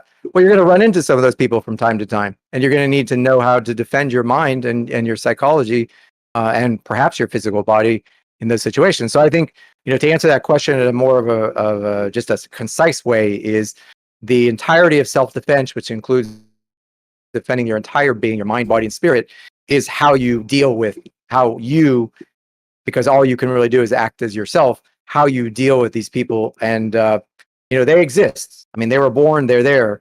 Whether or not, if they try to harm you or others, all you can really do is defend yourself in that situation. And that is the correct thing to do. Will, if you have anything to say, otherwise I can continue with other questions. Well said, both you guys. That was awesome. To say that we need more regulations, more man's law, it's like, man, we got to reach spiritual adulthood, right? I mean, that's what you do with like children that don't have a sense of the world and don't have logic and reason activated. It's like, oh, we got to tell you how to act. So we need to step outside of that, and that comes from one of the primal fears of death, that we have to be safe and we need safety, and just tell me how to live so I'll be safe type of mentality, and ultimately, it all comes back down to what my topic was, which is parenting, right? The psychological transference that we are passing down to our kids, and the cycle keeps continuing. But at some point, what our mission and our goal is to grow up spiritually. And we can help others in that process, and that's what we're doing here. So, and it's not an easy process. As you can see, there's going to be people who, shut it down at first, or they don't really understand a lot of the concepts, or they just they don't want to hear it, or they've never heard it before, so it's really new, it's scary. They're going to get reactions of all different kinds, depending on where an individual is within their life, as David has said. And there's going to be so many different factors, but that doesn't, delegitimize the fact that it is possible to live free. It is totally possible to be in a voluntary world. I mean, look around you and ask yourself, is there violence needed for this, violence needed for that? Most people, as far as I'm concerned, can self-organize. I go to farmers markets all the time. I go to different places, and people are doing things because they have a demand. There's going to be a supply, and there's going to be people who are willing to do that. Just as people are pretty charitable. We may want to say, oh, look at this one bad guy, or, oh, what about this potential wrong thing? But that does not justify stealing from everybody, guaranteed, for the possibility of one person doing something bad. It's like, every single year they're going to be taking money from your account, guaranteed. But you don't know every single year you're going to get stolen from some random person on the street of like the hundreds of people you pass every single day. But yet you're going to still say the government is what's keeping you safe, when they're the ones violating you more than a criminal ever would. And a criminal would also be honest. They'd take your stuff, leave. They wouldn't claim to say, oh, I get to take your stuff every so now and then, and everybody sees me as moral. Everybody agrees you have to follow orders. Totally different scenario. Anyways, I could go on a rant. So, was Candles in the Dark highlighted in the summit? I rub people the wrong way, so I need to get all the help I can get. Yeah, this is also why I made my book Radical Honesty, because it all comes down to honesty, in my view. And the part people ask, think about this. This is on a psychological level. How could I be honest without being offensive? Sounds a lot like today's world, when people are very intolerant, or they don't want to hear something that could be potentially truthful or against their current ideas. And, well, how did you get honest with yourself? You asked questions. If you ask questions to yourself, you should ask questions to other people. So the method is asking questions, and in Candles in the Dark, Larkin teaches people how to ask questions, frankly, which is something that we all can do and we've done with ourselves. I say every thought is a question, but it is one of the resources, Shine. On day 16, just look at all the action resources. Candles in the Dark is there. So be sure to check it out. I think everybody would gain a lot of value from it, because I see, again, I was sort of, you saw me in this chat, guys, like I was sort of deciphering, like, no, we don't need to use the natural law perspective. No, we don't have to use just one perspective. We don't need to be stuck on one way of treating things. And that is just important. As a coach, and David, you're a coach too, it's like we want to bring the truth out of an individual. We don't want to necessarily tell them what to do. And so part of that process has to be asking questions and connecting. And so like Astro, I wouldn't be, surprised if he got overwhelmed in the chat, because there was a bunch of people like saying this is that and this is that, because he caused a whole debate. I think that's beautiful to see, but it can be overwhelming for somebody. So guys, keep that in mind when you talk to people who are new to a lot of this. Let this be a demonstration. You don't want to go too crazy. You want to be careful. So anyways, so next question. If you guys have any questions, feel free to ask in the chat. And you guys, by the way, we've been going on for about 2 hours now, well, actually an hour and a half. You guys can leave anytime you want. I want to make sure I answer everything that's put in the chat. To the best of my knowledge. I actually want to say something about Astro that Sure. whoever was in the chat, and I see this is really common. People will step into, let's say, a new scene, a new place. Like he came into here not knowing pretty much any of the information or not aware of what the summit is about, Right. but yet he still pushed his own ideology. Now, there's a difference. If I'm walking fresh into a scene where I don't know what is going on, I'm curious about the information talked about, and then I can take it in and entertain it a little bit and process it. So I see this pattern with a lot of people, and I'm not trying to ruffle his feathers, but I'm trying to actually motivate him to take a step back and maybe go and take in the whole summit, take in some of the resource material, and actually get an understanding of what he walked into. Right, so something that I've noticed. All good. All right, let's see here. I'm looking for other questions. There's a lot to sort through here. Here we go.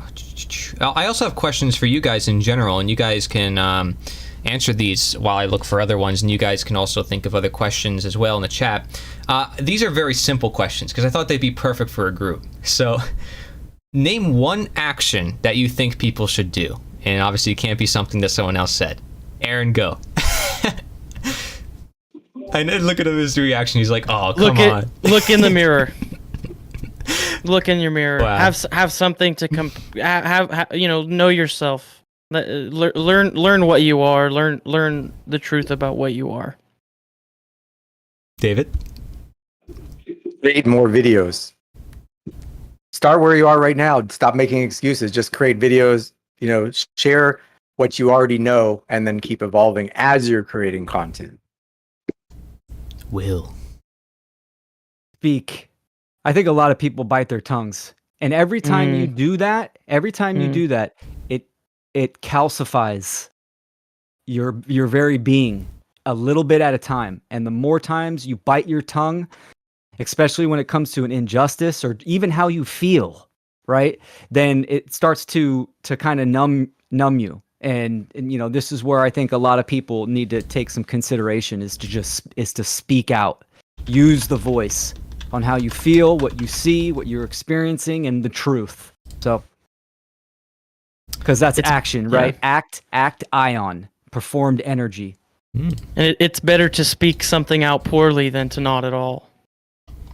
Ooh. Exactly. There's no stupid questions except the ones that just weren't asked, right? Yeah. So, In my I had an questions. example that came up today where I was negotiating with the hotel owner here, and where there was like this misunderstanding that kept happening. And finally, I just sat down with him and said, "Hey, I need to have a direct talk with you." And we just talked it all out. And all of a sudden, he shared with me a lot more context about his situation, which I, being a being who has that capacity to understand other, that compassion, I was like, oh, now this all makes sense. And that simple act of communicating, of speaking and listening both, and having a real conversation, we were able to solve a whole bunch of things, and it literally made everything better and allowed us to move forward. yeah, with communication, you commune. meaning you come together and you connect on an issue or whatever it is. So I mean, it's really important, communication, and obviously comprehension as well. Comprehension on both sides, the person that is communicating and the person that is receiving as well. So that's cool. Here we have a question. Let me read this first because it talks about a bunch of things. Dujin, I'm kind of confused by your question. I mean, you guys can see that in the chat, right? I don't know. I'm confused what's being asked with that. If you guys see that on your end.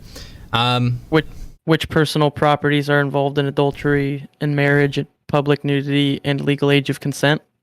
Personal properties. Okay, so we would be breaking it down, in a sense. Do you want to answer that, Ryan? Go ahead. I'll do my best. These are good questions. Which personal properties are involved in adultery and marriage, public nudity, and legal age of consent? So I guess personal property and marriage. Because no one is your property, I would just say that if you're lying to someone, you're stealing your partner's ability to have, honest or, have the full information about who their sexual partner is and who they're involved in. So I mean, you're obviously potentially putting someone at risk. You're stealing information. As I think we talked about, is that the truth is, the truth should be everyone's to know, and it shouldn't just be yours to know or to keep to yourself. Public nudity, very interesting. I think that in public places you're at risk to see things, and it's not like anyone, no one is there to protect you but yourself. I mean, a legal age of consent, obviously. Someone who is a mature, grown adult and has the ability to make decisions for themselves and isn't, reliant on someone with more experience and isn't, someone who can, make proper decisions for themselves, like a grown-up, someone with fully formed neocortex who actually has the physical ability to decide for themselves with the proper knowledge. Hey, Active Research, don't make fun of Aaron. He's my co-host. I know who he is. Anyways, yeah, no, you're right. So the thing is, right, I mean, people can do whatever they want as long as they don't violate others, but it doesn't mean that people are not going to judge you, and it doesn't mean that people are not going to perceive you in different ways. That's just how it goes. So if you're wearing something that someone else doesn't like, they're probably going to be honest with you and tell you they don't like it. And you're probably not going to be perceived a certain way, and you're going to have to discern and find out if it's actually something that you probably shouldn't do. But maybe you want to say, I want to normalize it. Like a lot of nowadays, people are like all about free expression. It's just funny to me because people worry about these issues and they apply them in the context of law. And they say these are justifications for slavery, this problem or that problem. When we have more laws, there's actually more problems. That we actually see that this whole like age of consent and nudity and all this stuff is actually aggregated. All the things that people would consider like perverse would be aggregated in a world of restriction. Isn't that interesting? What do you guys have to say? I didn't mean to interject too much. I'll say this, and I come across this a lot too, like especially being out on the streets. People will ask a lot of questions about, well, in what you're explaining, the state of freedom, or a state of anarchy, what would society look like? How will it operate? And they'll go through a list of things. Well, what would you do in this scenario, in this scenario? But that mindset says that they're actually comfortable in the world that we're living in now, right? That they want to see, okay, well, is that going to be better than what we have now? When in fact, what we have now absolutely is slavery, and we have violations of natural rights up and down the list. So that's my statement on that. Obviously, I didn't answer the question indirectly, but Aaron did a pretty good job. Well, in the true freedom state, we will have people who just like it is now, but people will be monogamous and people will be non-monogamous. You will have all different types of consensual relationships. Maybe some people will want to walk around naked. Maybe most people won't. Maybe they will. I might be surprised. That's I'm just fine. kidding. Maybe you'll see someone that you would rather not see them naked, or maybe you won't care. Maybe it's because we've been socially conditioned that it wouldn't be an issue. So I think Will said it very well, is people are so they want to latch on to what the way reality is, where we're almost like we have to be told like little children. This goes back to the cosmic adulthood, right? So we almost like we have to be told, or we have to be enculturated or cultured to what is correct in society, and that people can actually be arrested, like Elvis was, for wiggling his body while singing, right? Or wiggling his little finger, and that's an offense where he can be thrown into jail. So like people are so used to this kind of thinking that that literally it's hard for them to grasp that as long as you're not hurting someone, as long as you're not taking, doing something without their consent, stealing something that doesn't belong to you, that's not rightfully yours, that's really the only thing that you cannot do to other people and to their property, and that's it. Well, I find it funny when people say, "Oh, look at this person do it." They actually bring more attention to it. And so it's like they don't want it to happen, but then by saying that, "Oh, it should be banned, it should not be part of society," they're like, it basically bringing it more attention than it has to be, like basically being counterintuitive in its action. So, and that's what law is for the most part, right? I mean, it's counterintuitive. If you want something to change, educate people, share why it's important. Do you need violence to back your ideas? Because then your ideas are probably not the best ideas. Sorry to tell you. If you need violence in order to enforce them, and people are not willing to do, partake in those ideas themselves. This is people, again, supply and demand, simple just ideas of voluntary interaction. Voluntary world is what we're looking for. And that's it, minus the violence. So another question I have for you guys, and please guys, anyone in the chat, feel free to give us more questions. Maybe I missed some before, you can always repeat it. I have another question. What virtue do you think people should uphold? So, like, is there one virtue you would say people should uphold in their day-to-day lives or teach to their children if you had to name one thing? Now, I know this is just like, these are silly questions for myself, but I think these are good group questions. Aaron?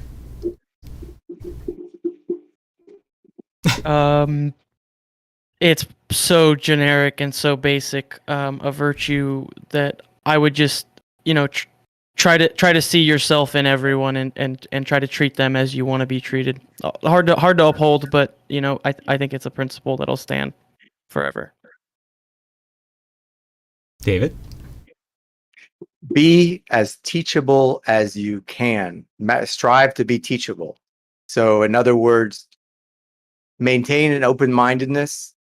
Don't be closed-minded to new ideas and new ways of thinking, but also maintain a certain level of skepticism, a certain level of rational thinking, so you don't automatically start to believe things that aren't true because you haven't put them through a correct filter of understanding through the trivia.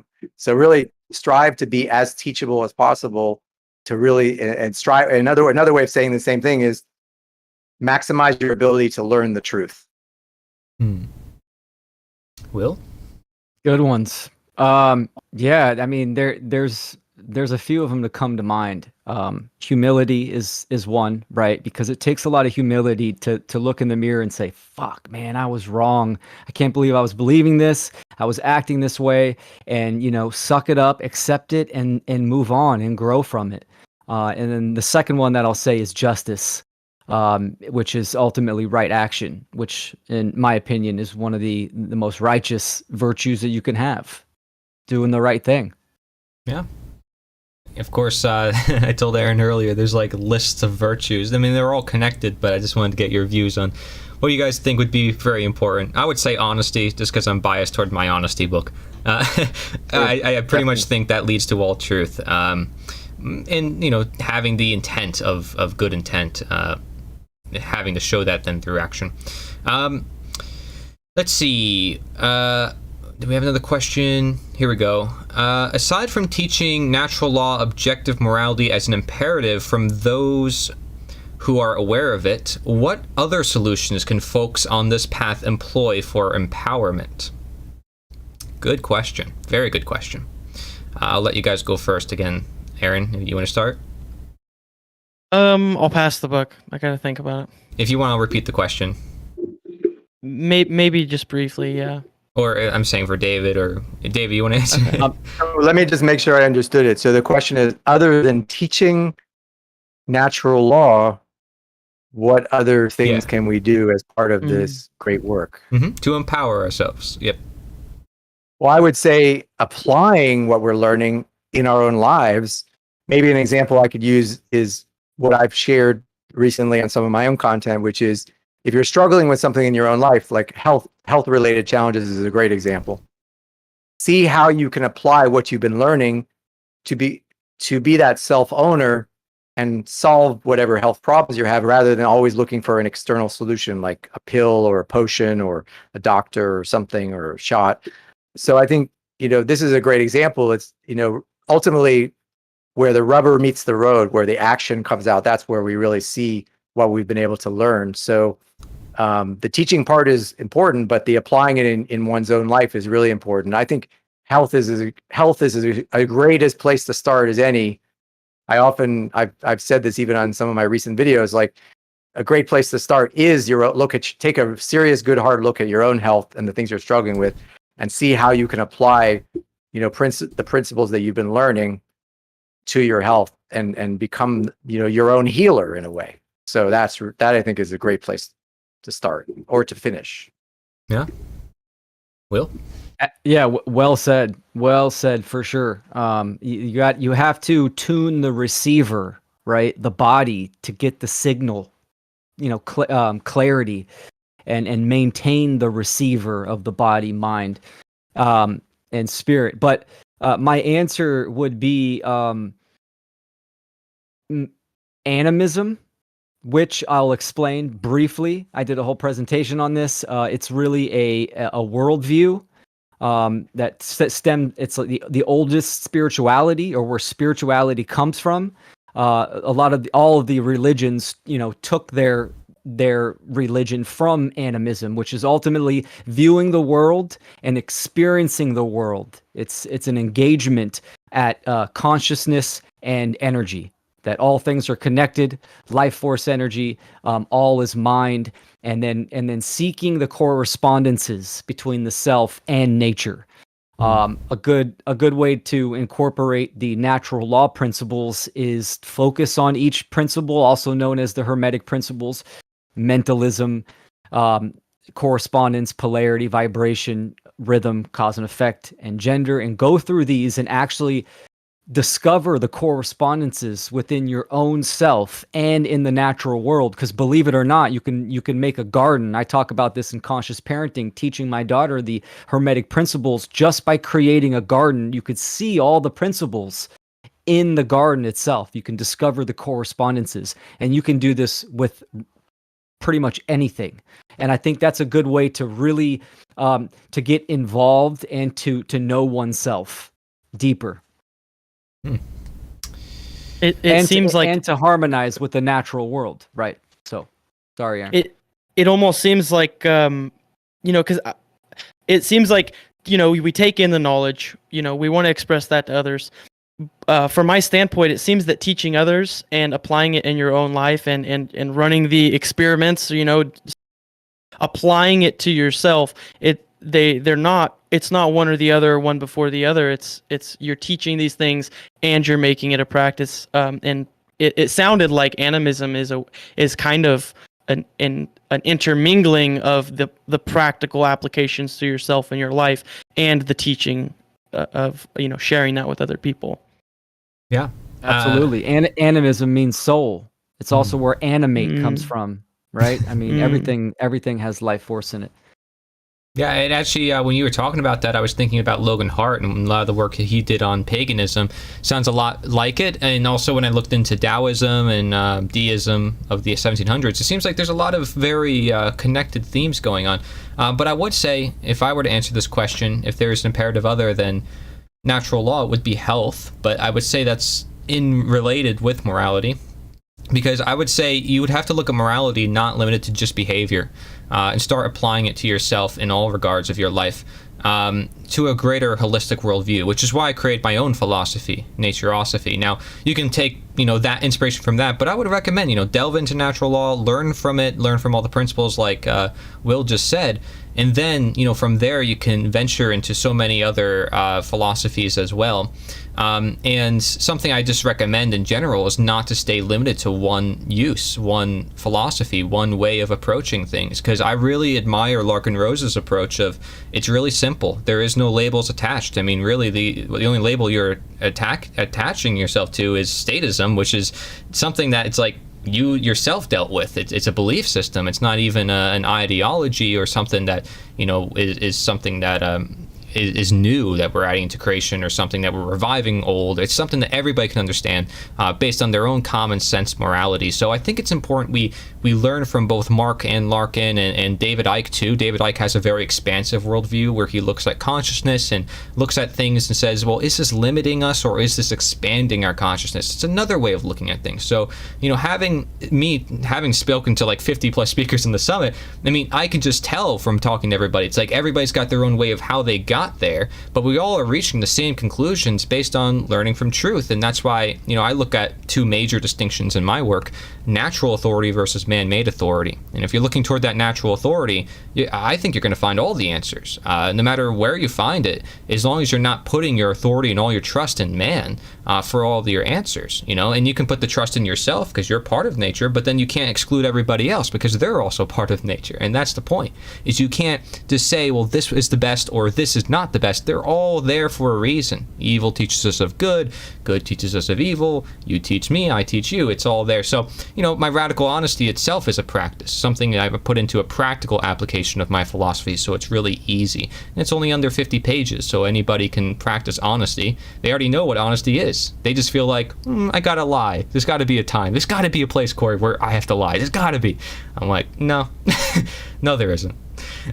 So, and I think that would make good conversations another time too. But I have one final question for you guys, and then if you want, we can head off.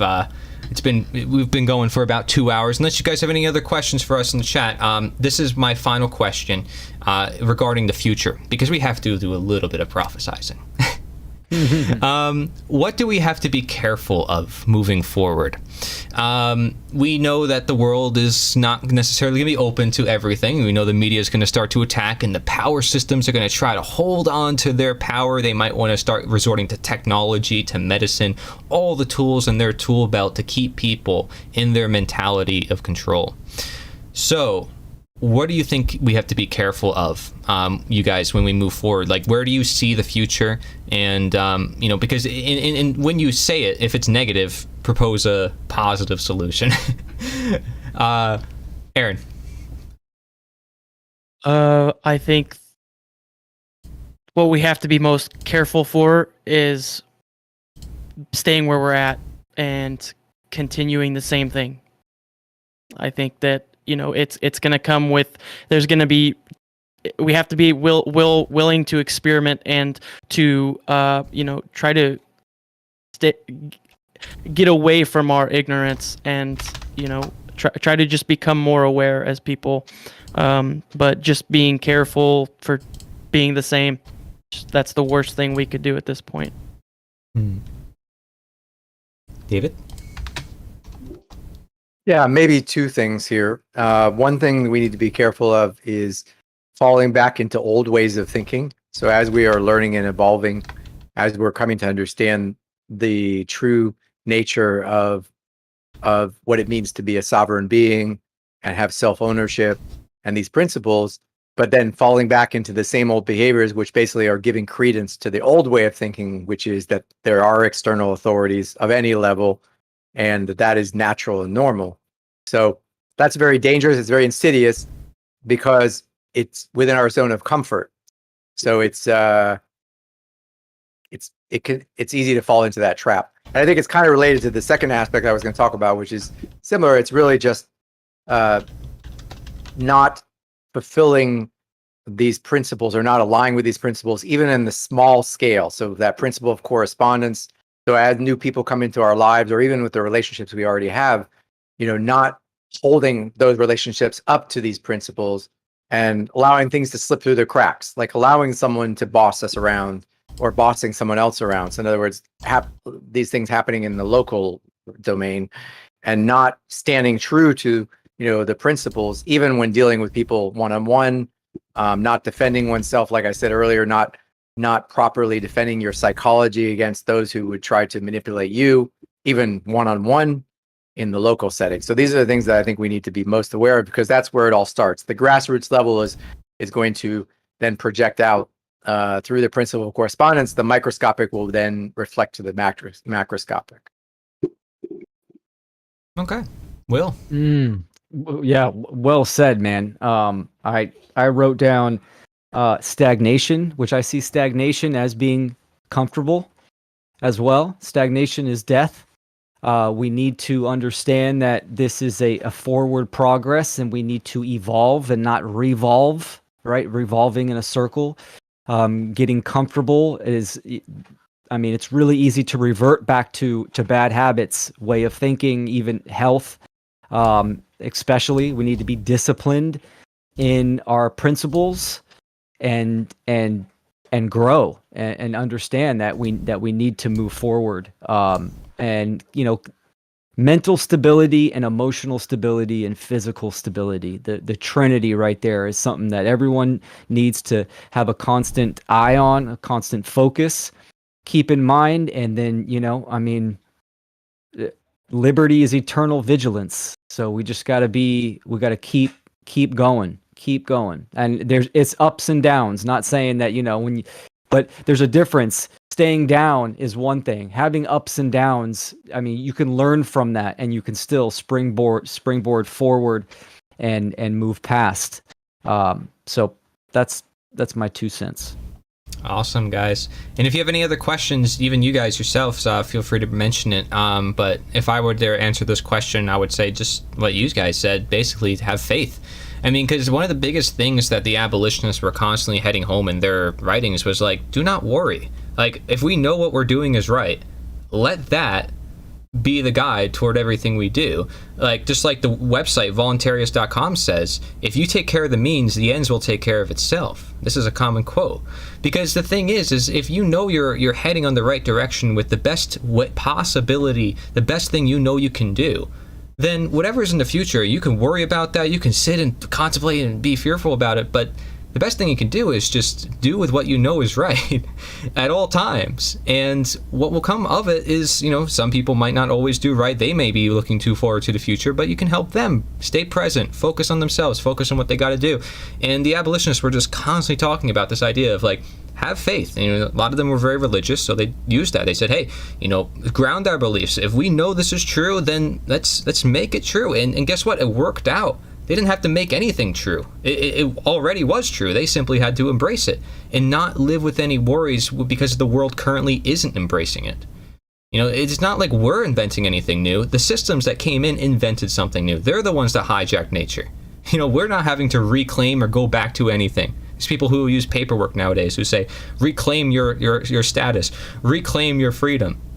It's like, no, they're the ones who took from nature. We don't have to reclaim anything. They're the ones that turned their back. So it's not so much we have to do anything, but really just embrace our world and do our best. So it's really simple, but we can tend to convolute so much if we focus on the future. Thank you, Fired Up. Thanks for the chat and all the great resources. I appreciate it. Thank you for joining us. And all you guys who were complimenting me before, thank you. I'm sorry I was focusing a lot on the questions, but thank you for just complimenting the summit and everything that's been happening, and definitely got a lot more people than I expected. And originally in my mind, I thought like 50 speakers, and it happened. It turned out. I was happy when I had 20. I was like, I'm ready. And then all of a sudden it's like boom, boom, boom. And I was like, oh shoot, all these people that I actually wanted to join did join, and there we are, right? So this is going to be, the summit is always going to exist, guys, and people will always be able to go back to it. It's going to be that resource I'm going to constantly refer people back to. So this is, when I say it's historic, I mean it's historic because it's going to be out there forever in many different formats. And the next project is going to constantly bring people back to this one in case they want to learn all the fundamentals and everything about what we're talking about. So thank you guys for joining me very much. And thank you, Will Keller, David Greenberg, Aaron Butler, all you guys, you're great. You're awesome. Great content Corey. creators. Be sure, guys, to check out their content. You guys can link your content in the chat if you want. Otherwise, I'm going to put their names in the chat for you guys. Okay, that way you guys can check out their works. David Greenberg, Aaron Butler. There we go. Aaron, do you have a specific place where people can find you? Not at the moment. Not at the moment, yeah. That's fine. You're working on it. Hey, you're with a lot of other people on that. We're all working on it together. But you're with me, man. That's all that matters. I care about that. Care about that, man. Yeah. So, Will, you also have Natural Freedom League, right? NaturalFreedomLeague.com. Right. Well, you also have Chill Will. You call yourself different names on different platforms, but mostly Will Keller. And people can also find you guys on the One Great Work Network. Yeah, OneGreatWorkNetwork.com. I think all of you guys are involved with that. Even Aaron is. He's just behind the scenes. So technically, you're involved. Yep, he's on there. We're all on there. Yeah, One Aaron Great does a Work lot of Network. production work. Doesn't get all the credit, but he does a lot. He's always there. He's always putting my show on live, and so I have to thank you for that. And Will, you were there for me last night when I had to leave my stream for a bit, so thank you for watching over things. And is there anything else you guys want to finish off on, or anything you want to say? Yeah, I'll just say thank you to all the viewers and everyone that checked out the summit. And then Corey and Aaron, you guys are fantastic. I love what you did with the summit. You know, this is what it's about, immortalizing a message. And now it'll be up there. You guys, your art form, and now it's an artifact that people can check out, and it's fantastic. So I'm always going to promote the summit and look forward to your guys' content in the future. So thank you for having me on. Thank you. Thank you, Will. Yeah, thank you, Will. And another resource, if you guys like conferences like this, I just want to mention freedomundernaturalllaw.com, right? Is that it, Will? That's correct. Yep. Yeah, and there's a lot of other conferences that people make, so stay tuned. If you like this type of format, there's a lot of other people who do conferences like this. Another one is Seed, correct? Seed Academy? Yes. Seed Truth? Something like that? Seedtruth.com. Yeah. That's their website. Yeah, they had their fourth one. It was May in 2020. It was fantastic. You could check out those videos. And then also on the freedomundernaturalllaw.com, you could see all the replays from Funnel 1 and Funnel 2. Awesome. David, you have freedomvibe.art, where you even will advertise for people if they want to, right? Yeah, freedomvibe.art is my website, and I share, of course, all of the content I create, and I also share to the degree that I'm able to the best content. One of the Oh, you're lagging out a little bit, man. the summit is Oh, we're back. You're good. okay. Sorry about that. It's all Am good. I back? Yep, you're back. Okay. One of the things that's great, and I think this would be what I would encourage everybody here to do, especially the people who haven't, is take the time to go through the materials, because this is material that's in the causal plane. And if you don't know what I mean by that, you will when you start going through it. It'll start to make more sense. This is solution-oriented content that's really going to help you up-level your consciousness to understand better the nature of the problems we face and the solutions. It's a really good use of your time. Our time is precious. So why spend another hour just listening to another machination about what's wrong with the political systems and so on and so forth, and how bad the COVID scam was? We know that already. So let's go to the solutions level. So that's why I think when you listen to these talks that Will and myself and Aaron and Corey and everybody else who participated, wow. I mean, this is a really good use of your time. So just take the time, take whatever time you need to go through it. Good points. And don't be afraid to reach out to people you don't think would be open to this, because you'd be surprised. I reached out to David Icke. I reached out to Larkin Rose. I reached out to these names, which I thought I wouldn't be able to contact. But these people, they're just like you and I. They want to get the truth out. They care about other people. And there's a lot of YouTubers out there, self-care YouTubers, people who just they're just living their life, and you know, they might be out there, they might have millions of subs, and they're like looking for other smaller channels to help promote, but they don't know them, they don't know what's important, they want to help their followers, they don't know what resource to look to, they feel like it's all just a bit confused. So we can help those people. Just don't be afraid to reach out. You never know what can happen. All right, this is my tip on behalf of like my experience with the summit. And like, if you want to reach out to someone, there's a way. All right, there's a way to do it. You just got to have the persistence and find out how to do it. And of course, you don't want to be annoying, and of course, you have to have really good intentions, and you should. We do. I mean, we're trying to end slavery, but yeah, you know, just something to keep in mind. Anyways, thank you guys so much for joining me. The End of Slavery Summit 2022. Maybe we'll have another one another year. Maybe that's like a little spoiler. I don't know. We'll figure that out. But I think the future projects are great. So check out the Liberator 2 newspaper, aka online in-person info paper / independent media of your own / whatever it is. It's awesome, whatever it is. So it's going to end slavery. That's what we're here to do. Thank you, everybody, for watching. Take care. Yeah, Crystal, thank you for saying subscribe, share, and like. I'm not one of those people, okay? But if you want to do that, you can do that. Thank you. It's about the message. Thank you, guys. Peace out.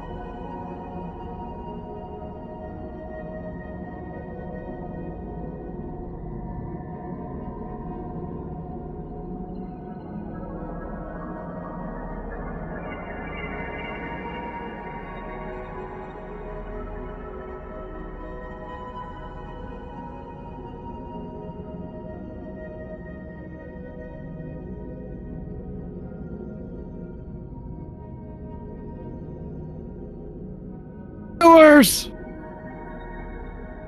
I unmuted him. Anyways, Do you want to stream for another couple minutes? what do you want to do? I kind of just wanted to say that. Go ahead, Just say put- it. Say it.